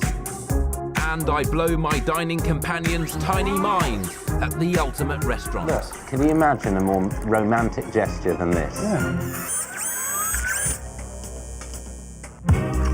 My hatred of both cooking and, unhelpfully, restaurants has propelled me to create a revolutionary eatery where waiters, sommeliers and chefs are replaced by gadgetry.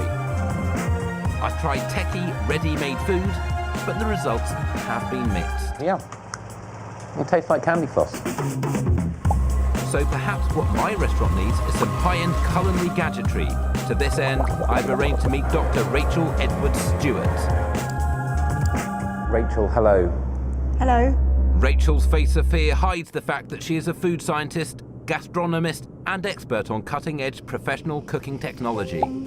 First up, the anti-griddle, the yin to a normal griddle's yang. Its minus 30 Fahrenheit surface will freeze almost anything, even oil, instantly. Yeah. Yep. That Pretty has cold. frozen. I'm underwhelmed, yet Rachel is undeterred. Okay. You have 8 marshmallows in a glass. Yeah, well, this is not actually the piece of equipment. The piece of equipment is this, which is the smoking gun. Okay. The idea with this is you can basically smoke anything. I know that. A tiny sprinkling of oat chips is set alight and the smoke blown out of a tube, infusing your chosen food with flavour.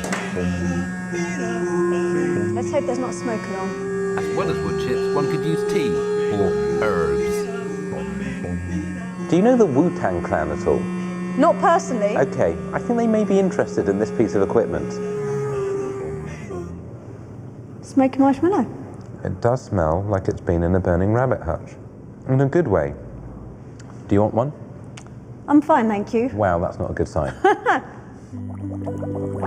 With that endorsement of the smoked marshmallow ringing in my ears, we move on.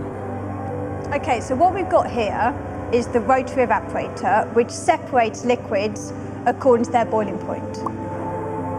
In the flask, espresso coffee is heated to a temperature where the volatile particles that give it flavour and smell evaporate. In the curly tube, they're condensed again, now liberated from the earthly form that has held them back for so long. So this will almost be your essence or aroma of your coffee, but without any of the colour or any of those less desirable coffee notes, which are going to stay in here. Would you like to try it? I would like to try it.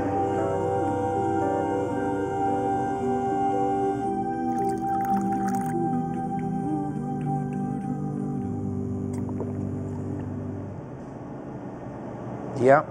Yeah? It tastes like coffee water. Yeah. Clear coffee. It's something that I must show the world more of. And so I'm going to take this for my restaurant and I will tell you how things go. My exhaustive research is at an end. Meanwhile, my technical support staff has spared almost no expense to create my restaurant vision. One free from waiters, any need for wine-related expertise, or indeed cooking. It's time to dine. Joining me to quaff at this future trough is Adrian Edmondson. Adrian has eaten food in the past and has at times actually made dinner, but he's about to have his culinary parameters radically reordered. Okay, well here we are. And do you come here often? I come here all the time now. In my utopian eatery, the out-of-work actors who previously delivered food have been swept away by the hot blast of Gadget. Unveil!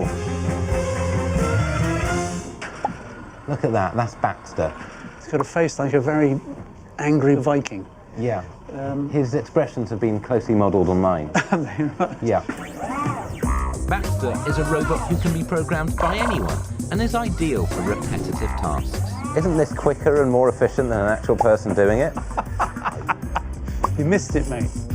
He's used in factories for things like packing, but he could just as easily be waiting on tables. Can you imagine a more romantic gesture than this? Yeah. Baxter knows not to ask if I want to smell this wine, and from now on, I do not have to. Look at this. I have the Cyranose. The Cyranose? Yeah, it has been programmed to detect the chemical difference between good wine and corked wine. Well, that's going to be very useful. It's going to be a game changer. Let's draw in the sample.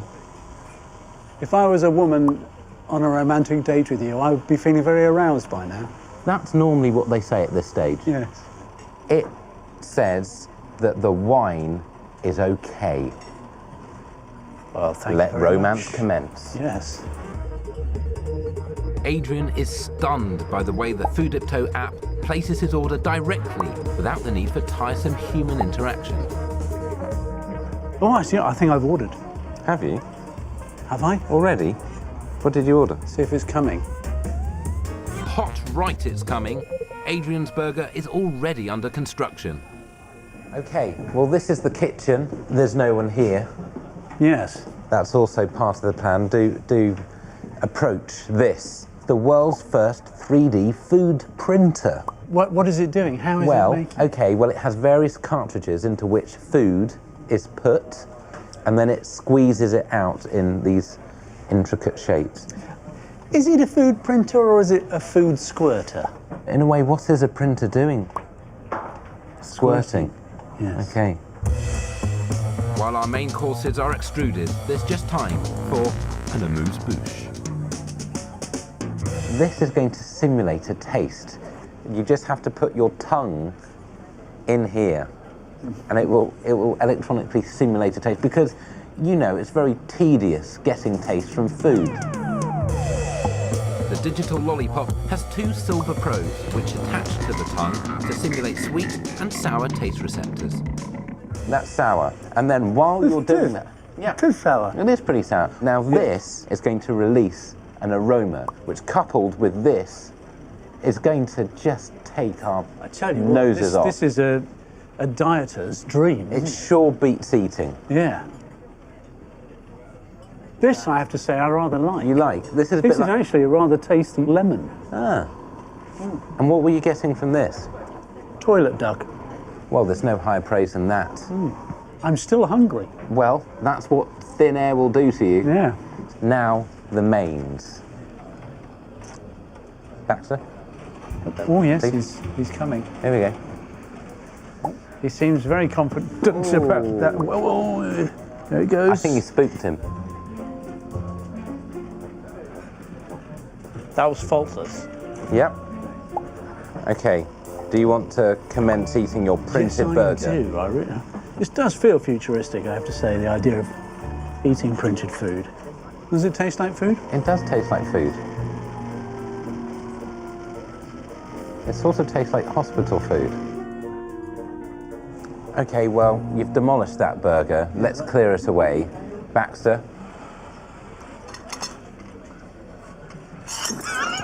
There we go. Yep.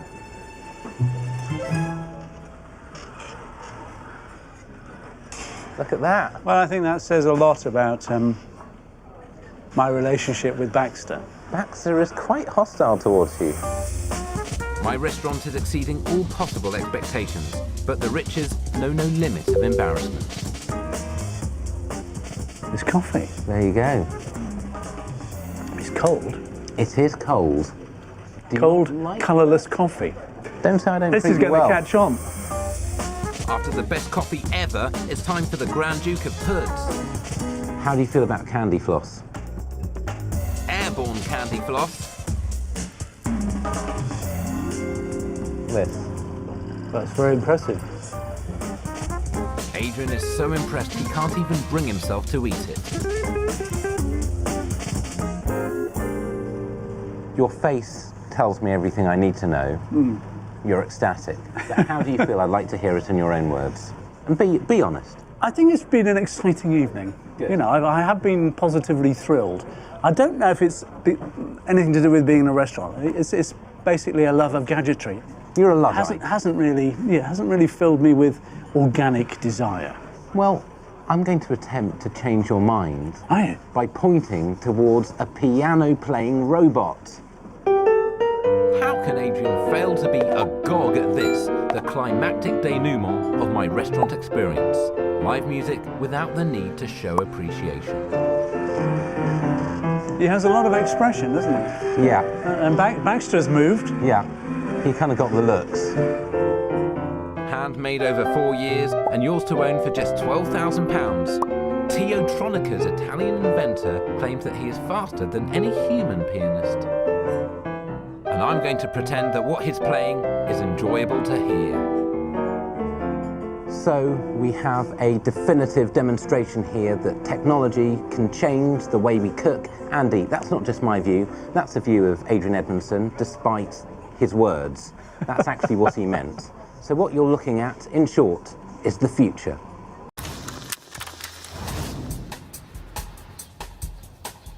Hi.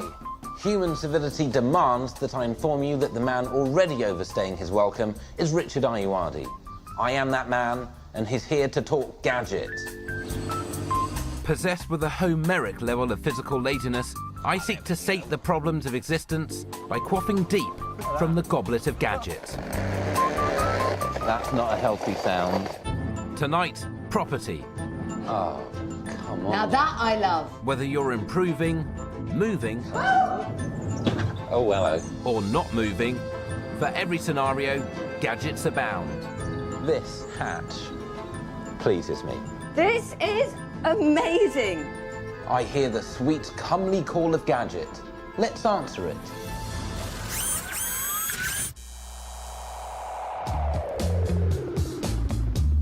I've enjoyed my time in the Gadget House, but it was only ever a stopgap. I've outgrown its cramped confines, and it's time to move on to something more capacious. Before I can even think about buying a new place, I'll need to sell my current gaff. And when it comes to offloading real estate, first impressions are crucial.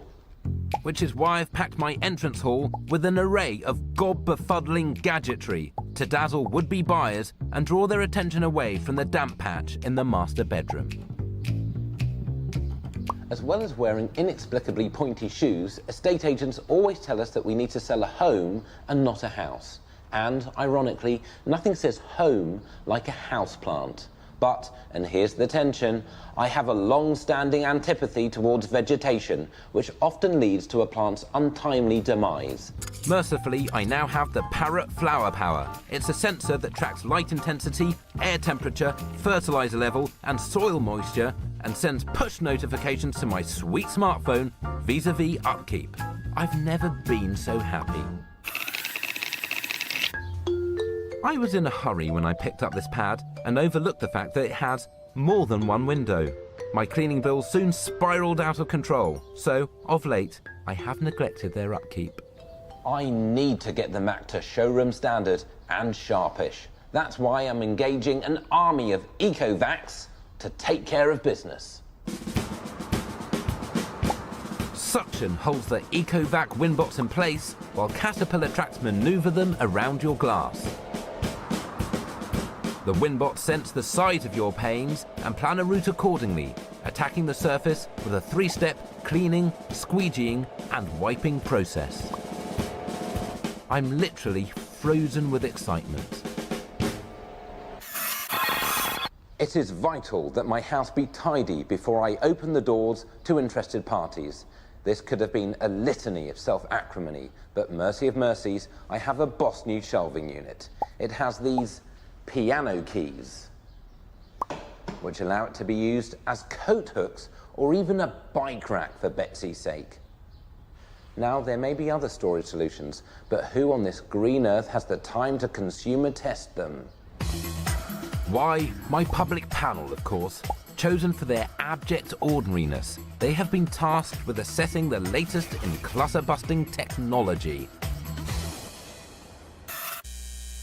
Today we are going to test space-saving gadgets, which I've secreted in this futuristic dystopian world for you to test within an inch of their lives. Are you prepared to do this? Yes. Please do so, report back with your verdicts, and enjoy the snacks.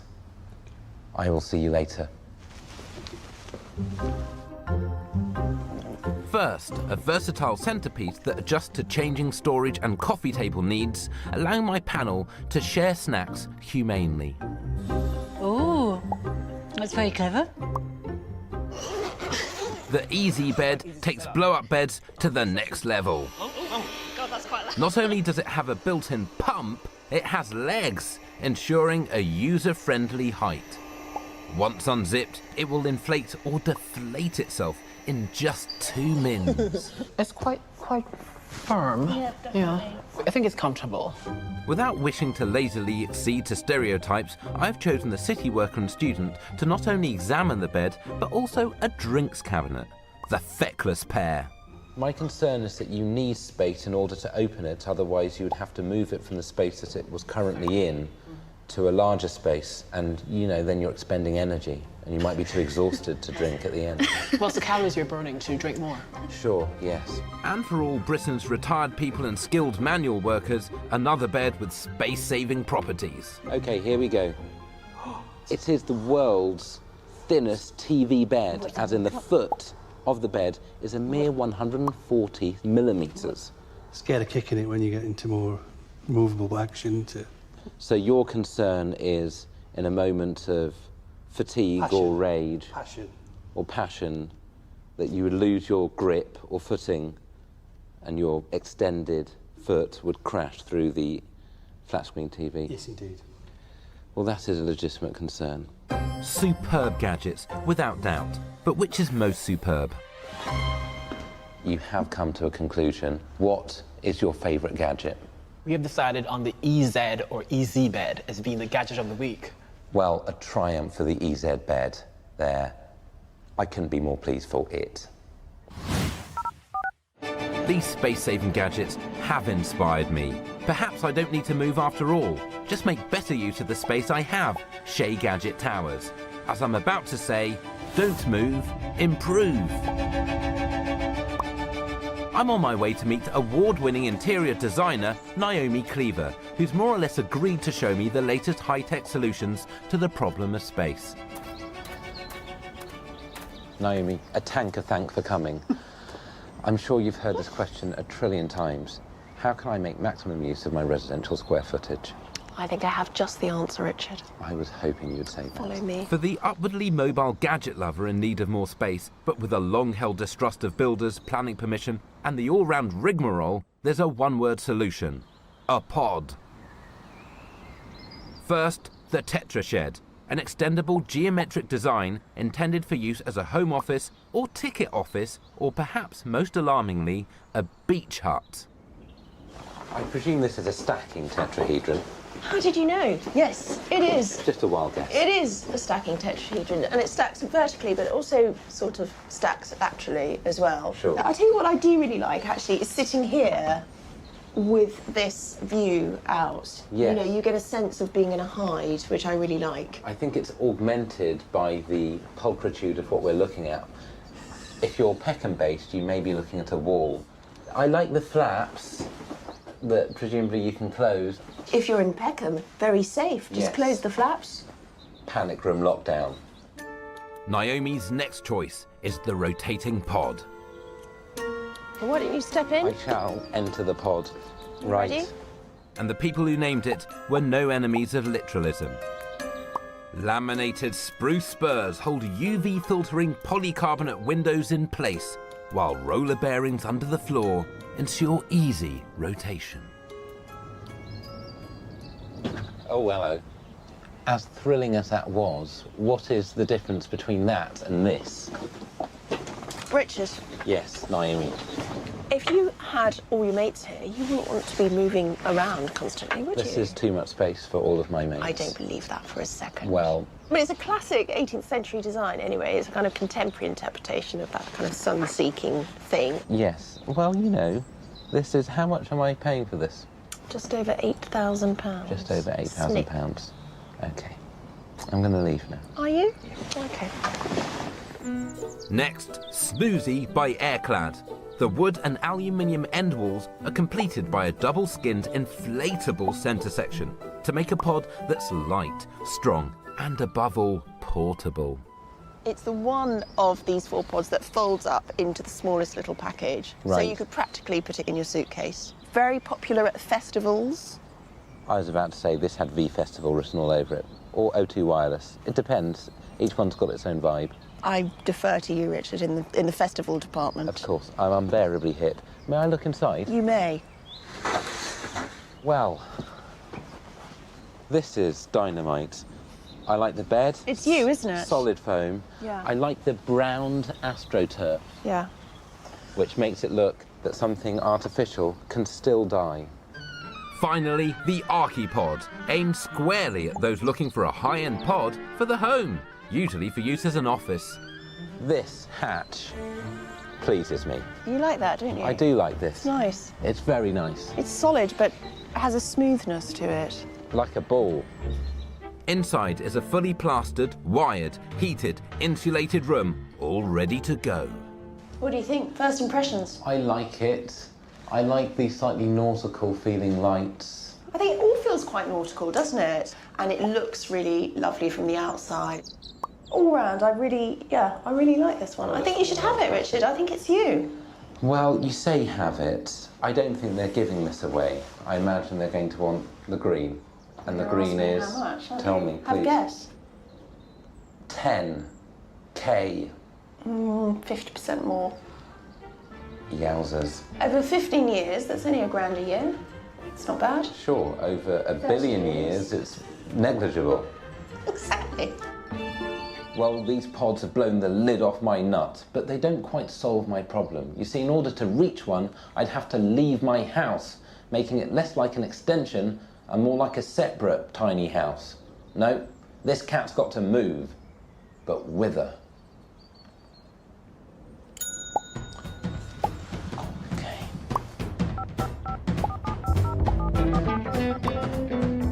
Hi. Yeah, it's me, Richard. Do you mind if I don't continue pretending that there's someone on the other end of the line because I just need to rattle through the exposition? Okay, great.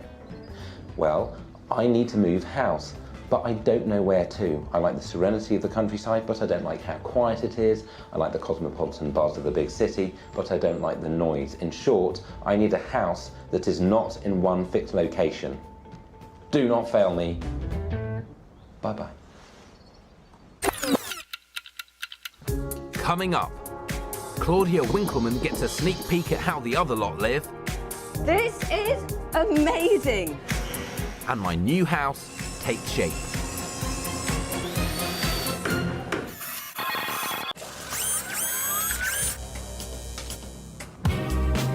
This is what went down before the break. I wanted to move house, and in a bid to make Gadget Towers more saleable, I've spent an already classic segment of television grappling with technology that declutters, improves first impressions, and adds additional space. This hatch pleases me. But as the curtain rises on our second act, I still don't know where I want to live. In short, I have none of the 3 L's that all end with location. So I've asked my technical support staff to design me a home that will work regardless. While they begin work on the exterior, I'm turning my attention to the interior. I'm on my way to see a house where the gadgets are integrated into the very fabric of the building, thus foiling my initial plan of theft. But perhaps I can steal some ideas. Showing me around will be top-end estate agent Rupert Desforges. He looks harmless, but whenever I view houses, I like to have reinforcements with me in case shizzle gets real. There, parking completed. So I've asked Claudia Winkleman to man up and rock down. She's lived in houses all her life, except once when she accidentally entered a tent. Hello, Claudia. Hello. How are you? Very well. How are you? I'm all right, you know, up and down. Okay. You ring the bell. Okay. I'll handle the chat. Hello. Hello, we're here to see Rupert, please. Certainly, Richard. Come on in. Thanks. See, didn't say who you were. This house is so ruddy high-tech, Rupert doesn't even have to get up to answer the door. He just uses his tablet to buzz us in. I have a thirst, Rupert, and the only thing that can quench it is gadgetry. You know that. I do. We're in your crib, or the crib that you police. Tell us what in heck you have in store for us. A lot of technology today is quite concealed, and we might as well start with the TV. Okay. Where's that? Ooh. Oh, get out of town, Rupert. Stop I didn't it. even see that coming. Yeah, concealed is the cabinet work. A custom interface on the tablet commands a central control system that controls almost every aspect of the house. Automated blinds. Right. Touch the button. Oh, come on. Now that I love. Nice and silent. Rupert, I'm going to cuddle you. Yeah, You know that's what? pretty good. I've had it with noisy blinds, and this, There we I are. can't even hear it. I have one of those. So we've got a bit of lighting control as well. Okay. Night Night zone. There we are. Yeah. The control system has an astronomic clock which coordinates the LED lights to match sunrise and sunset times. It's gone rainbow. Did you do that? Yes. It can also respond to the colours on the TV screen or be programmed to match your mood. So I can do without the green. Yeah. That's more like a Hulk zone for when I get angered that the blinds are too silent. What else has this joint got? So it's got very high levels of security. So the whole home is set up with closed-circuit TV cameras. That's So really. you can view your home remotely from your No. phone. Can you then do weird stuff remotely? Like if I was in Shanghai having lunch, turn the lights on in my own You could operate house. your lights, yes. I thought you were talking about tasering or something like that. No, just you can switch on the light. You can be on a different continent to your guests and still make them a decaf mocha. The Scanomat top brewer can be remotely prompted to grind and freshly brew coffee. And it contains the world's smallest milk foamer. wait, just to confirm, could I do this in my bedroom and then come downstairs and it'll be waiting It'll for me? be ready for you. Rupert. Exactly. Halves your effort. It was becoming clear to Claudia and I that this room represented nothing less than a pretty good room. I mean, this is how Pharrell lives. Of course it is. Just with an iPad in it, lap. Yeah. Tunes on. Yeah. Controlling lights. Wearing pants. Hey, Rupert. Hey, Richard and Claudia. So this is the games room. If you want to step up onto the floor. Are you going to teleport us? Should have warned you, Claudia. Oh my gosh! Did you notice how rock solid my centre of balance was? Are you James Bond? Look at this. Richard, you've got a screen here that's set up for both TV, DVD, and also games console. We've just got the Xbox coming You have out. a DVD? Yeah. Good grief. OK, I'm going to sit down just to take that in. Revolving dance floor. In your new house, you could come in and just revolve it and dance. Yes, I can go, look, I'm playing some early Bresson. I'm also pumping in some Santana. Let's let her rip. Exactly. OK, Richard, Claudia, do you want to come through to the piano bar? I would. Claudia, are you a pianist? I'm not. You're not? Richard? What do you think these are, sausages? No. There we not. go. So you can compose your own pieces. Right. Don't be silly. I thought you said you didn't play. That was very beautiful. moving. This flat frog tablet is capable of responding to over 40 separate touches simultaneously. What else have we got? We've got tube map on here. Good, because if you lived in a house like this, I imagine you'd be on the tube an awful lot. At first sight, the next room seemed gadget-free until Rupert touched the tablet. Ooh. OK. Oh, come on. That's lovely. Right. That's a projector. What's going on Is here? it going to be a cinema? It is going to be a cinema, Richard. This room represents a 2.5-year collaboration between home electronics experts, architects, interior designers, and automation specialists, whoever they are. This is amazing. 21 pressure sensors and 28 motors move bespoke furniture and cinema-quality tech. Oh, are there more seats back there? Oh. You get your second row. Stop it. A set of fully reclinable cinema seats. Yes. Cup holder. Yeah. That's what I need. The projector itself is cinema quality. It's unique in this country, so the resolution is second to none. Good. On the screen. I need that for Peppa Pig because when Absolutely. it's compressed, you It's lose not the the same. poetry. Now, I'd also like to talk, in vulgar terms, Turkey. How much am I transferring securely to you via my Swiss bank account? Richard, if you want this house, which I do, in its entirety, with all the furnishings and all the tech, yes, there's a lot of tech. Okay. £20 million. Pardon me? £20 million, Richard. Pardon me? It's all there. Say it once more. £20 million. That's too much, Rupert, for me. That is almost 20 million north of my budget. Claudia, thank you. Thank you. I'll leave you to continue the negotiations direct with Rupert, and perhaps you can invite me around for Jaffa cakes. Good to see you, Richard. OK. Bye, Richard. Bye. Bye. I was seduced by the high-tech house, but there were problems. Not only was it a pinch beyond my means, it offered no flexibility on location. Fortunately, my technical support staff have pulled a real estate rabbit out of their trousers. I've just athletically jumped out of my new home. It's compact and in many ways like a souped-up shed. My new pied-à-terre is almost made of dreams, containing a spacious mezzanine bedroom, a fully functioning bathroom, open-plan living space, and a kitchen/diner. So far, so what? But let me just take it up a notch.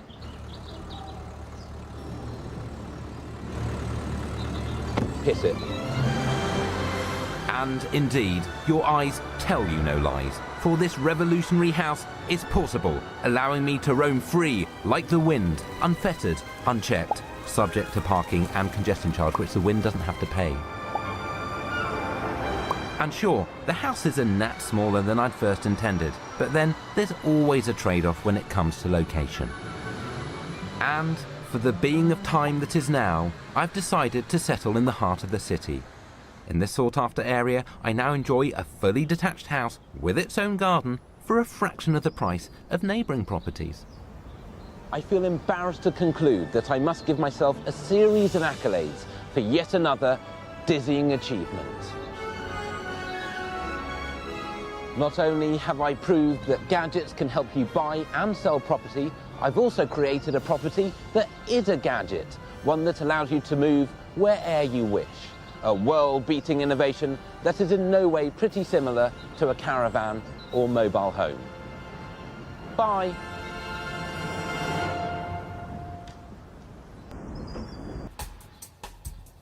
Hello, I have two names, Richard and another one that's of little concern to those outside my family. I'd like to welcome you to a world filled almost entirely with the sweet smell of gadget. I look to gadgets to help with every aspect of my life and shield me from any kind of physical or mental exertion. Good grief, get off me, you weird chair. Which is just as well be, because the subject of this broadcast is self-improvement. Can gadgets make me sharper, smarter, winnier?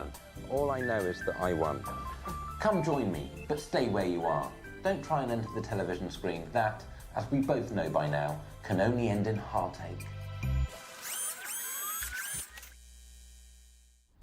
How can you improve on perfection? Well, for the purposes of television, I'm going to pretend that I'm not flawless and that there are things about myself that could be slightly better. But what is the bod who eschews self-improvement manuals and websites to do? Turn gadgetwards. Ever gadgetwards. The old Rubik's Cube tested brains in the 70s and 80s. Now there's the Rubik's Futuro Cube. A powerful processor and a three-dimensional accelerometer sense movement and touch. 54 LEDs replace the coloured squares, allowing the user to play 14 different pre-programmed games. I'm merely pretending I can't do it very well in order to appear relatable. Ket is a board game endorsed by Mensa, where players use a low-energy laser to zap each other's pieces. Like Kasparov, I'm pitting my wits against technology, in my case, a robot arm from Maplin. Modesty commands, I let it win. So I turn my dome to speed reading. And some brain teasers should get my bombs ticking over. I can check how hard it is working using the Emotive Epoch headset. The headset measures electrical signals produced by my brain and shows them on my laptop. And to my shame, the results are very poor. Why the sudden urge to train my magnificent mind? Well, in a moment of hubris, I agreed to take part in a pro-am memory contest against the world's best. And if I am truly honest, I'm grievously out of my depth. I'm a simpleton. My opponent is not. Dominic O'Brien is an 8-time world memory champion. As things stand, I'm going to be soundly shamed. Curses! I'm doomed. Unless...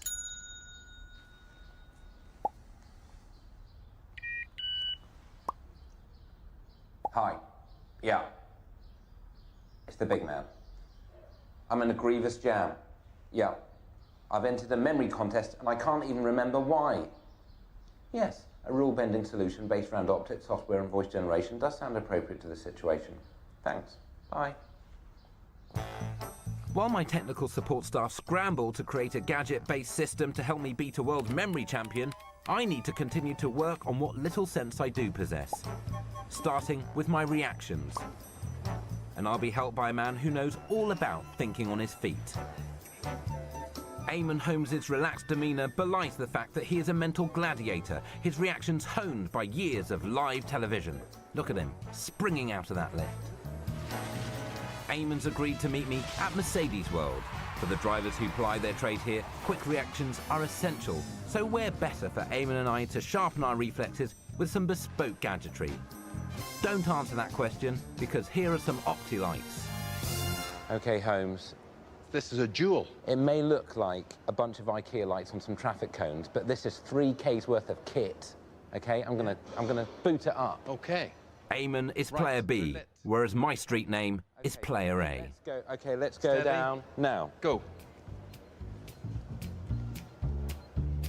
The lights turn on in a random sequence, and players must turn them off by moving their hands over motion sensors inside them. Do you feel this would help you in live broadcasting situations? Do you know? No.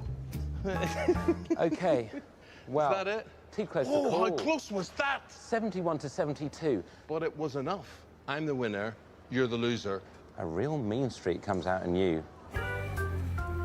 A pyrrhically close victory for British TV's longest-serving breakfast anchorman. Next, a less expensive test of reactions. This is the Loops Shifter, Loops with a Z. An ever more complicated sequence of lights and sounds prompt the player to put their hands between the titular loops, breaking infrared beams as they do so. 20 hits, you rock! Thank you. Ready? Will all those hard years on the sofa pay off again? 23 hits. 23. 23. Holmes. If we were sort of 6 years of age each, that would be fun. Shall we adjourn? Bring on the next one. Okay, this is Octarhythm. Octarhythm is a 21st century reboot of rock, paper, scissors. Hand movements are translated to the screen by a Leap motion controller. I'm going to take you to the next level. How do we do that? Via the focus, y'all.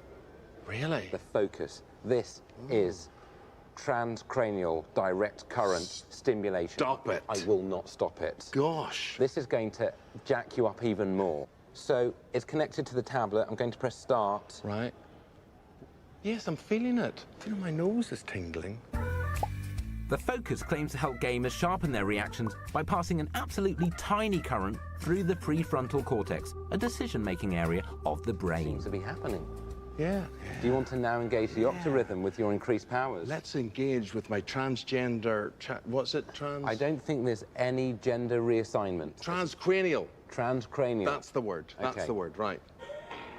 Okay, I'm ready. I'm connected. Get involved. Okay. Repeat the symbols. Go. The Focus website is bound by honour and law to state it offers no medical benefits. But can mild electrostimulation improve Holmes's already leopard-like reactions? Paper. Paper rock. Paper. Paper. Music's good. Don't just let the groove overtake you. You've got to play the game. Okay, I'm now going to play it. Okay. Okay, without focus.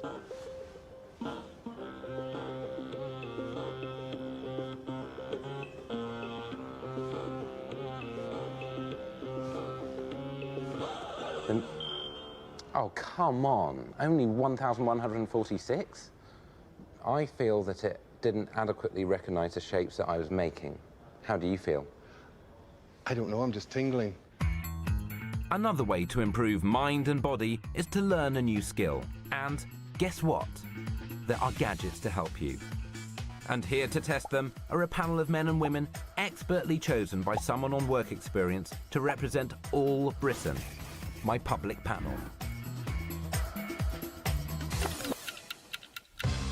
Instead of the guitar, what about the G-tar, with its amazingly different spelling? Dock your phone, open the inevitable app, and LEDs in the fretboard light up to tell you where to place your fingers. Will it turn all Britain's retired people and city workers into musicians? I'm sensing that you feel positively about this. Well, I think so, because I'm absolutely rubbish at trying to play any musical instrument. I think it's a lot of fun. So essentially what I'll do is I'll leave you to command this Beethoven piece, and it feels improved by playing it one note every minute. Neither our student or skilled manual worker has attained their Taekwondo black belt, but now they have an app to compound their humiliation. Freeze a motion-captured grandmaster and move around him Matrix style to help you perfect your moves. That's so difficult, it's so high. Higher. See, there we go. You're doing it now. You're doing it now. I think you should have. I think you should have a go. You should have a go. I just daren't risk the suit. What if you were more golfy than punchy-kicky? Then there's the ZEP sensor, which attaches to your hand and analyses your golf swing. A smartphone app feeds the information back to you so you can get your golf game right tight. Your club speed was 64 miles an hour. Your hand speed, 25 miles an hour. Any of these gadgets are a cause for cerebral celebration. But in the brutal arena of factutainment television, there's only room for one victor. What do you like best? I like the guitar. Guitar. Guitar. Yeah. Why the guitar? We think that you can sit with that and have fun, and you can get a tune out of it eventually. I'm not going to challenge you. Your assertion seems profound, complex, and in total unison. It is the guitar. It's the gadget that has triumphed. The nation has spoken. Coming up, I enter the Twilight Zone with Richard E. Grant. Always sniff first, I find, with a chair. And use gadgetry as I challenge an 8-time world memory champion.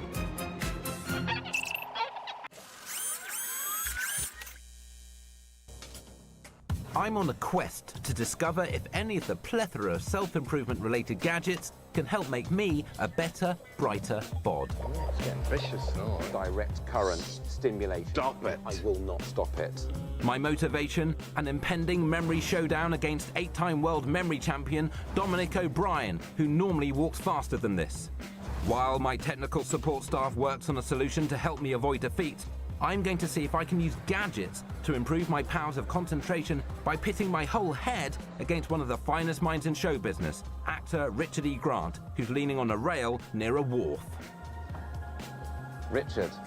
Yeah. Thank you for attending. We're going to fight mentally, brain on brain. All right. Are you going to do this with adequacy? Absolutely. Okay. The venue for this contest is an office shared by several tech startup companies. An appropriate and available venue for 2 challenges that will see us use technology to battle brain on brain. But even mental athletes need to be relaxed in order to perform at peak, so I've arranged suitable gadgetry to get us in the zone. Always sniff first, I find, with a chair. Yeah. You never know what's happened to it. Okay. It is a Sasaki Series 9 4D humanistic massage chair. It's £6,000 worth of maroon relaxation fun. Okay. And there's this, the PSIO Mind Booster. So can I sit in it? You can, but you have to remove your shoes. Okay, let's see. There we go, 0. Oh my God. Is that good? Yeah. Is it See, starting? Little goblins are going all along the soles of my feet. Right. Oh. Goblins. Oh. I do not associate with relaxation. A combination of 10 airbags, 3 rollers, and 6 electric motors squeeze and pommel the sorry occupant to recreate the sensations of a human-style massage. Why don't you put in your PSIO Mind Booster? Coloured light is projected inside the glasses, while soothing mantras quack into your ears. She says the feeling of love is like the white light made up of all colors. I think if you're being told about love by a visor, you're perhaps in the wrong place. The chair sort of like squeezes you. Right. Massages you from all directions. Sounds horrific. I'm going to pull the ripcord on this. You're getting too relaxed. You might start to wilt. Let's see what it can do with me, a highly anxious person. You have to take your shoes. If possible, Richard now looks even more relaxed than ever. His mind calm, clear, and ready for the battle ahead. Let's see if the chair has the same effect on me. Oh, good grief. Oh, this is making me so tense I can barely look at you. Are you always so curmudgeonly? Yeah, it's all about my buttocks. It's perilously close to my anus. It's kneading my thighs, all things that I view as no-go areas. Put these on now. All right. And put the earplugs in. Oh, good grief, get off me, you weird chair. She's going to speak to you very calmly. I'm in control of my own feelings. Isn't that the opposite of what a feeling should be? I thought you liked gadgets. I don't like being handled. The suspense is over. The time for battle is now. Well, let's stride manfully towards our destination. Okay. The drone, which I will control with the Neurosky mind wave. Go on. As modelled by my head. The aim here... The headset measures brain waves, and the strength of these waves controls the signals sent to the drone. If I concentrate hard enough, then liftoff will occur. In due course. I'm not doing a photo shoot for the professionals, okay? I'm going to give it one more try, despite your dastardly attempts to distract me. Okay. The drone's flight should give us a clear idea of our powers of concentration. Bingo. Right, I'm going to transfer the band to Grant. Can the lesser Richard match my X-Man-esque powers? You think relaxing thoughts?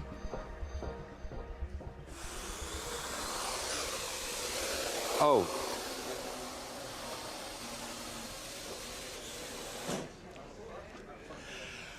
I think... All right, Patrick Stewart, give me the band back. It's a draw.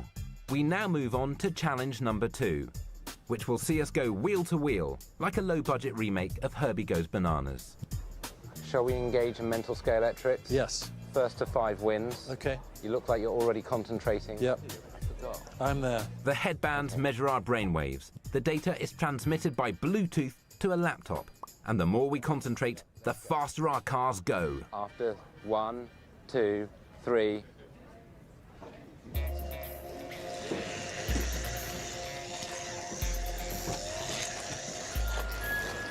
Oh dear.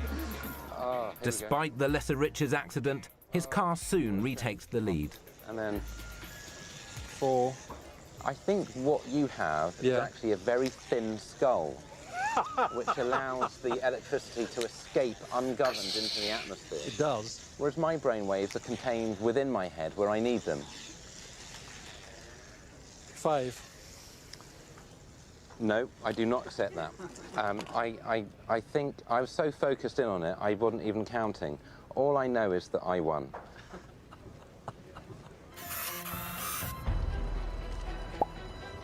This latest attempt at self-improvement merely serves to confirm the folly of my entering a memory contest against a mental colossus. Fortunately for me, it looks as though my technical support staff have fashioned a solution in time's nick. I'm about to find out if it works.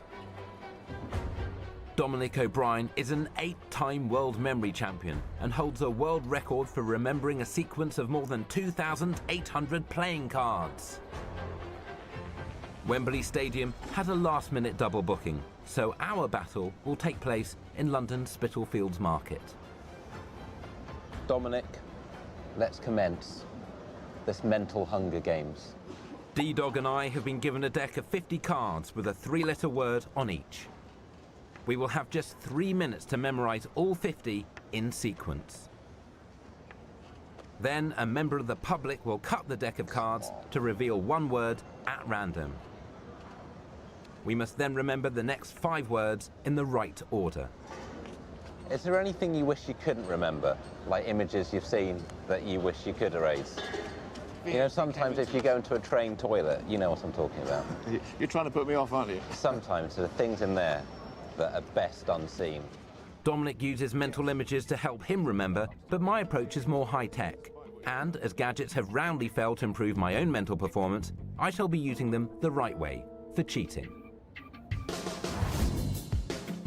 Concealed in my jacket is a digital video recorder and pinhole camera. By clicking the switch, I can take a picture of each word, which is relayed to a laptop via a wireless memory card. It's like Ocean's 11. Inside the laptop, custom software uses optical character recognition to recognize each word and a text-to-speech program to say it. This is then transmitted to the MySpy earpiece in my ear. Y-E-S. I've placed all my trust in this system. When the cards are cut, I have no idea what the next word is. I'm totally reliant on gadgets to save me from humiliation in front of well over a dozen people. Well, should we put it to the test? Let's put it to the test. Dominic, you may proceed. The next one should be bat.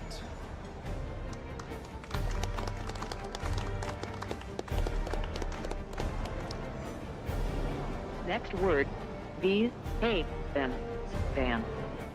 Antonio, the next word is van. Turn the card. 1-1. My technical support staff solution has worked once, but will it work again? Right, the next one is definitely top. Well done, Dominic. Next word, F, A, X, sax. Antonio, the next word is fax. Disaster. Fortunately, I'm a seasoned liar. Did you say fax? No, I said sax. Sax. What did he say? With Dominic none the wiser, the competition continues. Dominic. The next one is a naughty word. It's called P. P-double-E. Okay. Right. So you had an image of someone urinating into a top hat. Exactly so. How did you guess? M-A-N. Man. Man. 3-3.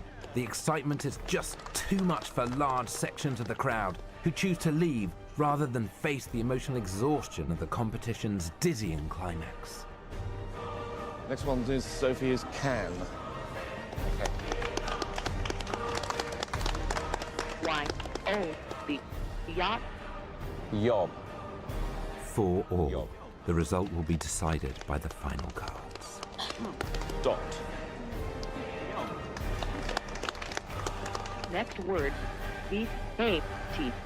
That. Yes. A draw, but in reality, a victory for gadgets. Dominic, how long has it taken you to reach the level of expertise to become 8 times world champion? Well, I've been doing this for 25 years now. So 25 years. What I did took me, I'd say, 25 minutes. So you say. So bear that in mind. I will. Okay.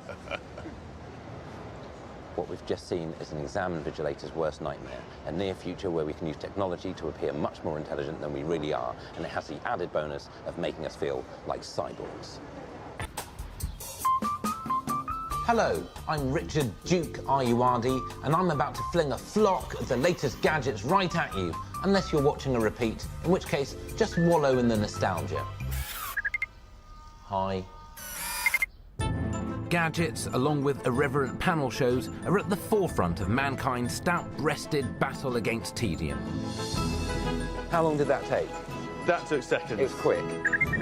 This week, I, along with 2 Channel 4 vetted companions, attempt to prove that with the right gadgets, you'll never need to leave home again. Sprees of unimaginable violence are totally consequence-free. Zoomer's in trouble. You can handle it, you're a beast. So, in the words of my mouth, let's proceed gadgetward.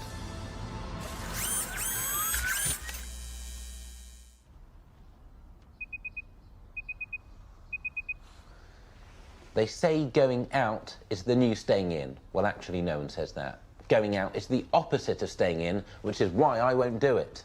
So I'm going to definitively prove that it's possible to lead a full and moderately healthy life without exiting the front door. And I shall do this with the kindly aid of gadgets.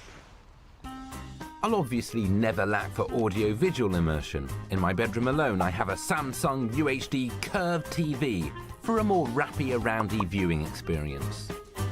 And for when I need to project television or video games directly onto my retina, I can flip down the visor of my hecka-sweet Avogant Glyph. It does this using a combination of special optics and millions of tiny mirrors, giving the impression of watching an 80-inch screen from 8 feet away. As for sweet music, the joint is jumping with it, courtesy of these AWAT Strimlight Wi-Fi bulbs. The light bulbs have built-in speakers. I can stream music to them over Wi-Fi to create an around-the-house music experience by just using lamps.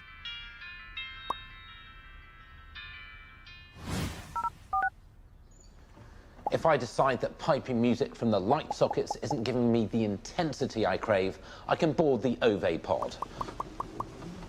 Designed to create a private space to work or relax in busy environments, the pod allows me to focus on what matters. Although I'm being comprehensively entertained, I am feeling the occasional stab of utter loneliness.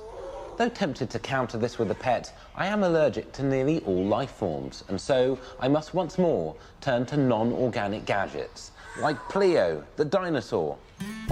Pleo has over 100 gears, 14 motors, touch and movement sensors. It can even hear and respond to sounds. And I can now replace my real seal with this seal. Developed at a cost of over £8 million, Paro is a Japanese robotic companion who has been shown in clinical trials to reduce stress, depression, and anxiety among the elderly, such as myself. Zuma is a robot dog with sensors in its chest to detect motion, objects, and touch. Its many tricks include following its owner and even urinating on command. Okay. Zuma's in trouble. Not for the first time in my life, I've had to accept that I'm not Dr. Dolittle. Alack, I cannot talk to animals. If I want conversation, I'm going to have to interact with actual people. But how do I get actual people to come to me rather than me having to go out to those actual people?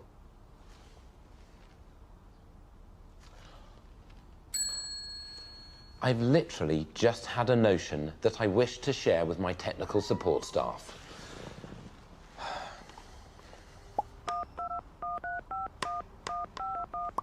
Yeah, it's me. Here's the thing. I want to stay in, but I want elements of going out, i.e. some form of human interaction. Yeah, I guess you could call that a party. But it can't end up feeling like I'm out. Otherwise, I'll have to go out. Do not fail me. Okay, all the best. While my technical support staff spring into action, I'm on my way to test an array of gadgets that claim to deliver the benefits of outdoor life without the need to go outside. To this end, I've come to Comic-Con at London's Excel Centre, where I am meeting comedian Sean Walsh. Hi Sean, how are you? Hello. Comic-Con is the UK's largest comic book and sci-fi convention, a mecca for people who are constantly being told that getting out is something they should perhaps sometimes consider. With its crowds, heat, and public toilets, it also typifies all that I hate about leaving the house. Let's systematically test gadgets. Welcome to Real Flight 7. Presumably there have been 6 before. They've finally nailed it with Real Flight 7. Yeah. It's an RC flight simulator. You can be inside, pretending to be outside, flying a remote control plane. Engage the thrust. Let's go. Slowly. Yeah. Up we go. Up we go. And so, oh no. Pull up, pull up, pull up. Oh, just reset it. Right, okay, right, let's go. Yes, oh, you're clear. Baby! That's right. It's closer down, That's check good. it!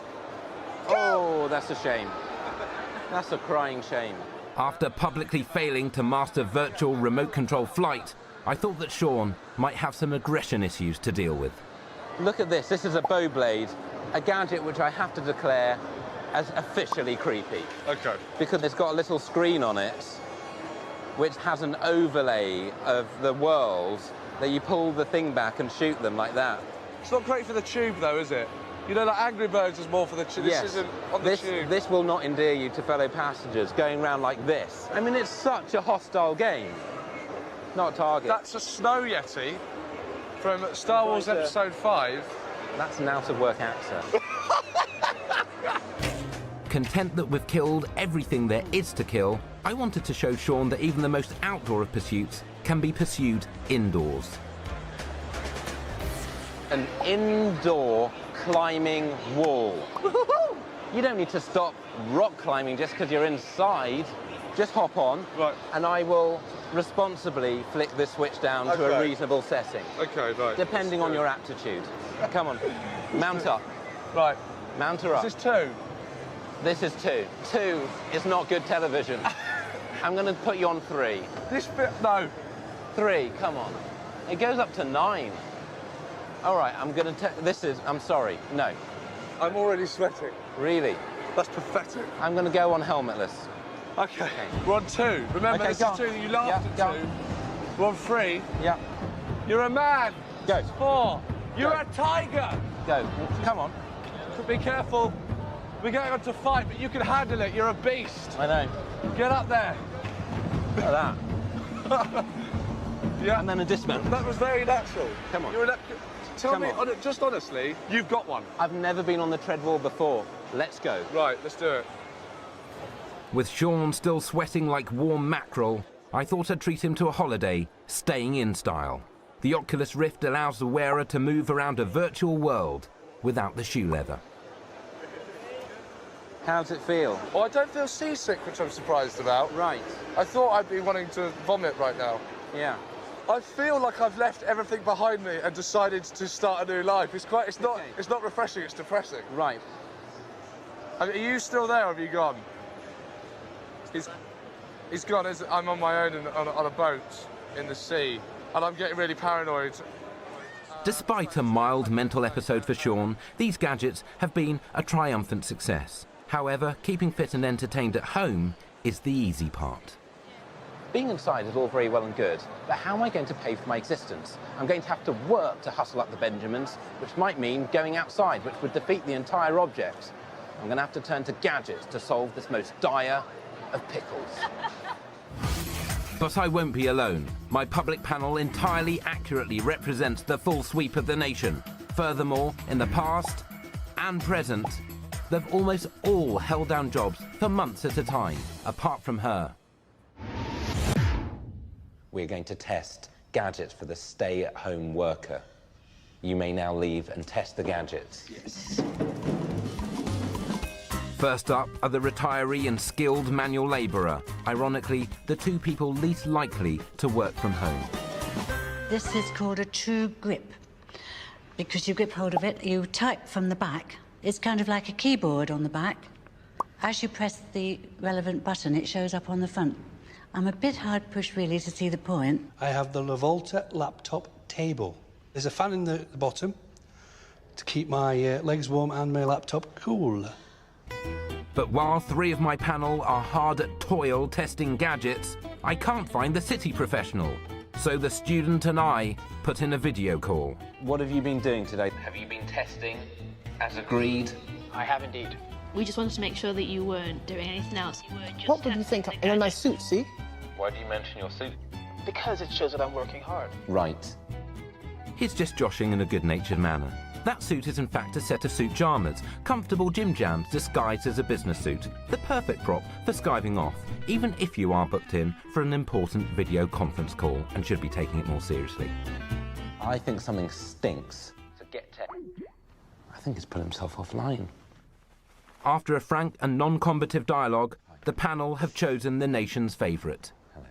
Without any doubt, it would be the suit pyjamas. Yes, a gadget I can fully put every ounce of my personal being into. Coming up, David Mitchell helps me test the latest in home gaming. You're into 90 miles an hour. I like it. Whilst my technical support staff help me both throw and simultaneously avoid my own gadget house party. Look at me there, I'm clearly uncomfortable.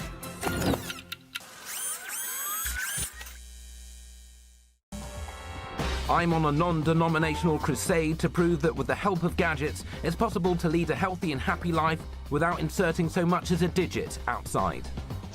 But with heavy heart, I've vaguely accepted the human need for society, so I'm staging a soiree. My technical support staff are hacking away to make sure I can host this event whilst avoiding the burden it traditionally entails, making the house look boss, serving refreshments, and asking people to split once they've outstayed their limited welcome. The only problem is sourcing guests willing to spend time with me. Despite my fun-loving persona, I'm not that much of a people person, and disgraced as it is, I may need gadgets to attract companions. Waiting in my gadget garage is a man who's casually consented to help me assess a gamut of gaming tech that might make folk flock to my soiree. Despite his rep, David Mitchell is far from a party animal.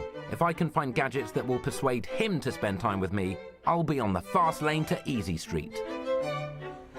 Hello, David Mitchell. Hello, Richard. How are you? Very good. I've resolved to never go out ever again. Right. Which I just broke by coming into this building, which is sort of an annex. Right. But so you can still get from building to annex. Yes. As the agoraphobia yes, hems you a in brief further. dash, Yeah. but no more. I'm trying to entice you to stay here via games.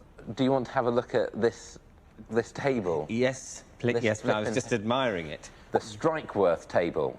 It's a pool table. As I can see. Flip it. Ah, wow. An instant air hockey zone. give it a whack. Oh, yeah.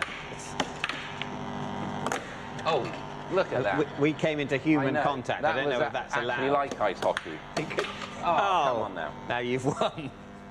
As expected, David is not nearly my equal. But next I have a game in which we can join forces against technology. Now, David, this is the foosbot.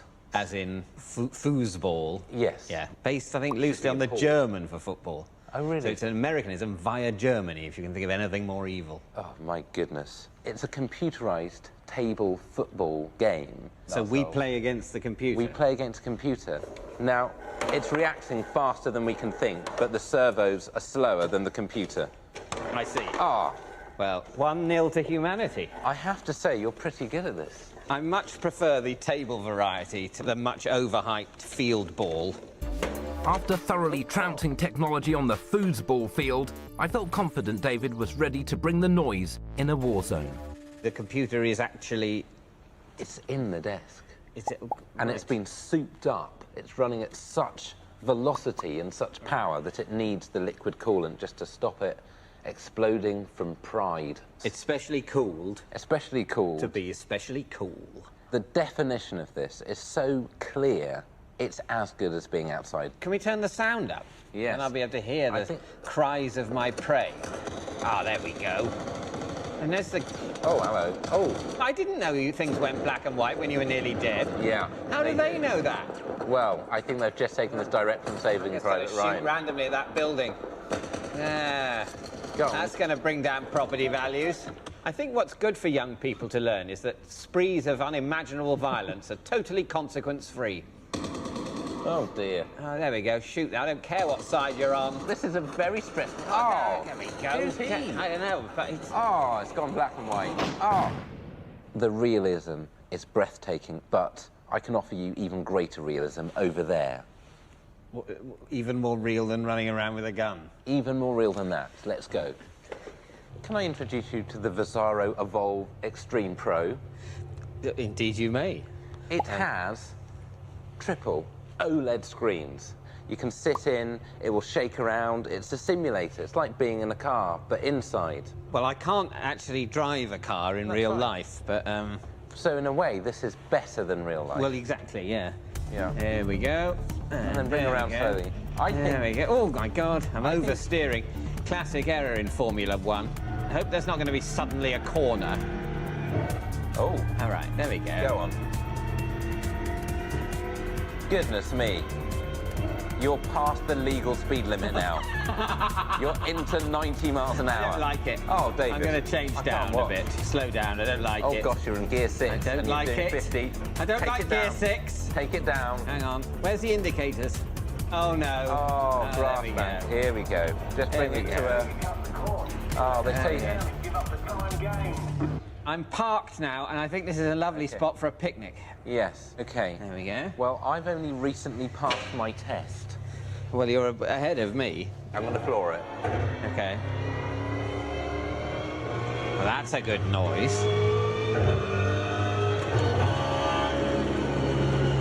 Oh, hello. Look at this. Oh, there. You've done it now.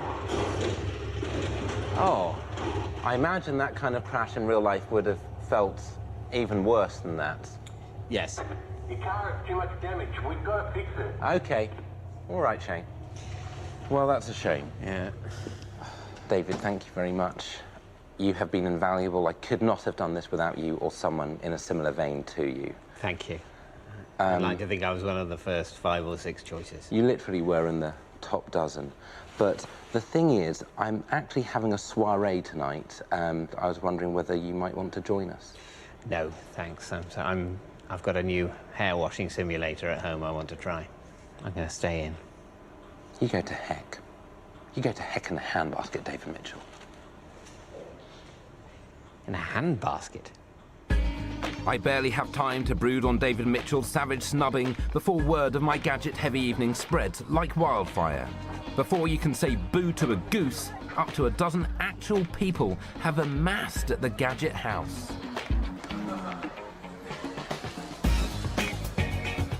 And the evening is an astonishing achievement. The tunes are particularly massive. With the beams, you can pick up or drop beats by moving your hands through 4 laser beams. Given my antipathy to chitty-chat, I thought it best to provide alcohol as a social lubricant. The Robar is a smartphone-controlled robotic drinks maker. You know how it works? You're just spilling it. Sadly, my guests are not robots. You need to work out how these things work. Should have asked. If you prefer wheaty beer, simply slip on a brainwave measuring NeuroSky headset and concentrate on the beer icon for a hands-free pour. And there's yet more beverage-related technology. The VTEX Compact can cool a can from room temp to 5 degrees in just 45 seconds. Who are you with at this party? Were you directly invited? Probably. No, you weren't. Not directly. And here are some snacks to soak up the alcohol. Witness the Snack Man. A motion sensor releases a measured portion of treats from its sealed dome. Alack, this system is still open to abuse. Hi, hello. Have you been dispensing sweets? Because you're doing it in quite a disrespectful way. They're strewn about the place. Ideally, you'd be doing that with a cup to make sure you can catch it all. My guests are behaving like a pack of wild, feral animals. My plan has backfired. My night in is starting to feel very much like a gruesome night out. You find me a victim of my own success. The soiree is a banging hit. People have no intention of vacating. In fact, I heard this cat say that he may be here till 9. I'm about to have a panic attack. I need to pull the ripcord. Luckily, I have a get out. Hello? Hello, party types. All of you. Hello, revellers. What you are watching now is a hologram transmitted from my personal panic room. My technical support staff has installed a Musion eyeline system, yours to hire for a mere 40k a pop. I'm filming myself on a camera, and then the images are beamed via a projector onto a bounce screen on the floor. This image is reflected on a foil screen on the stage, which is angled at 45 degrees and is invisible to the naked eye, thus giving the impression of a 3D holographic image. This is the technology that permitted Tupac and Frank Sinatra to appear at concerts long after their deaths, and allows me to be at my party without the gruesome reality of being there. In the future, we will all FaceTime in giant 3D. Do accept my apologies, but I simply couldn't stand your company one moment longer. Don't take this personally. Thank you all for your attendance. Please be sure to be out of the door by 9 at the latest, and don't take anything that doesn't belong to you. My security staff are prone to unmotivated bursts of savagery.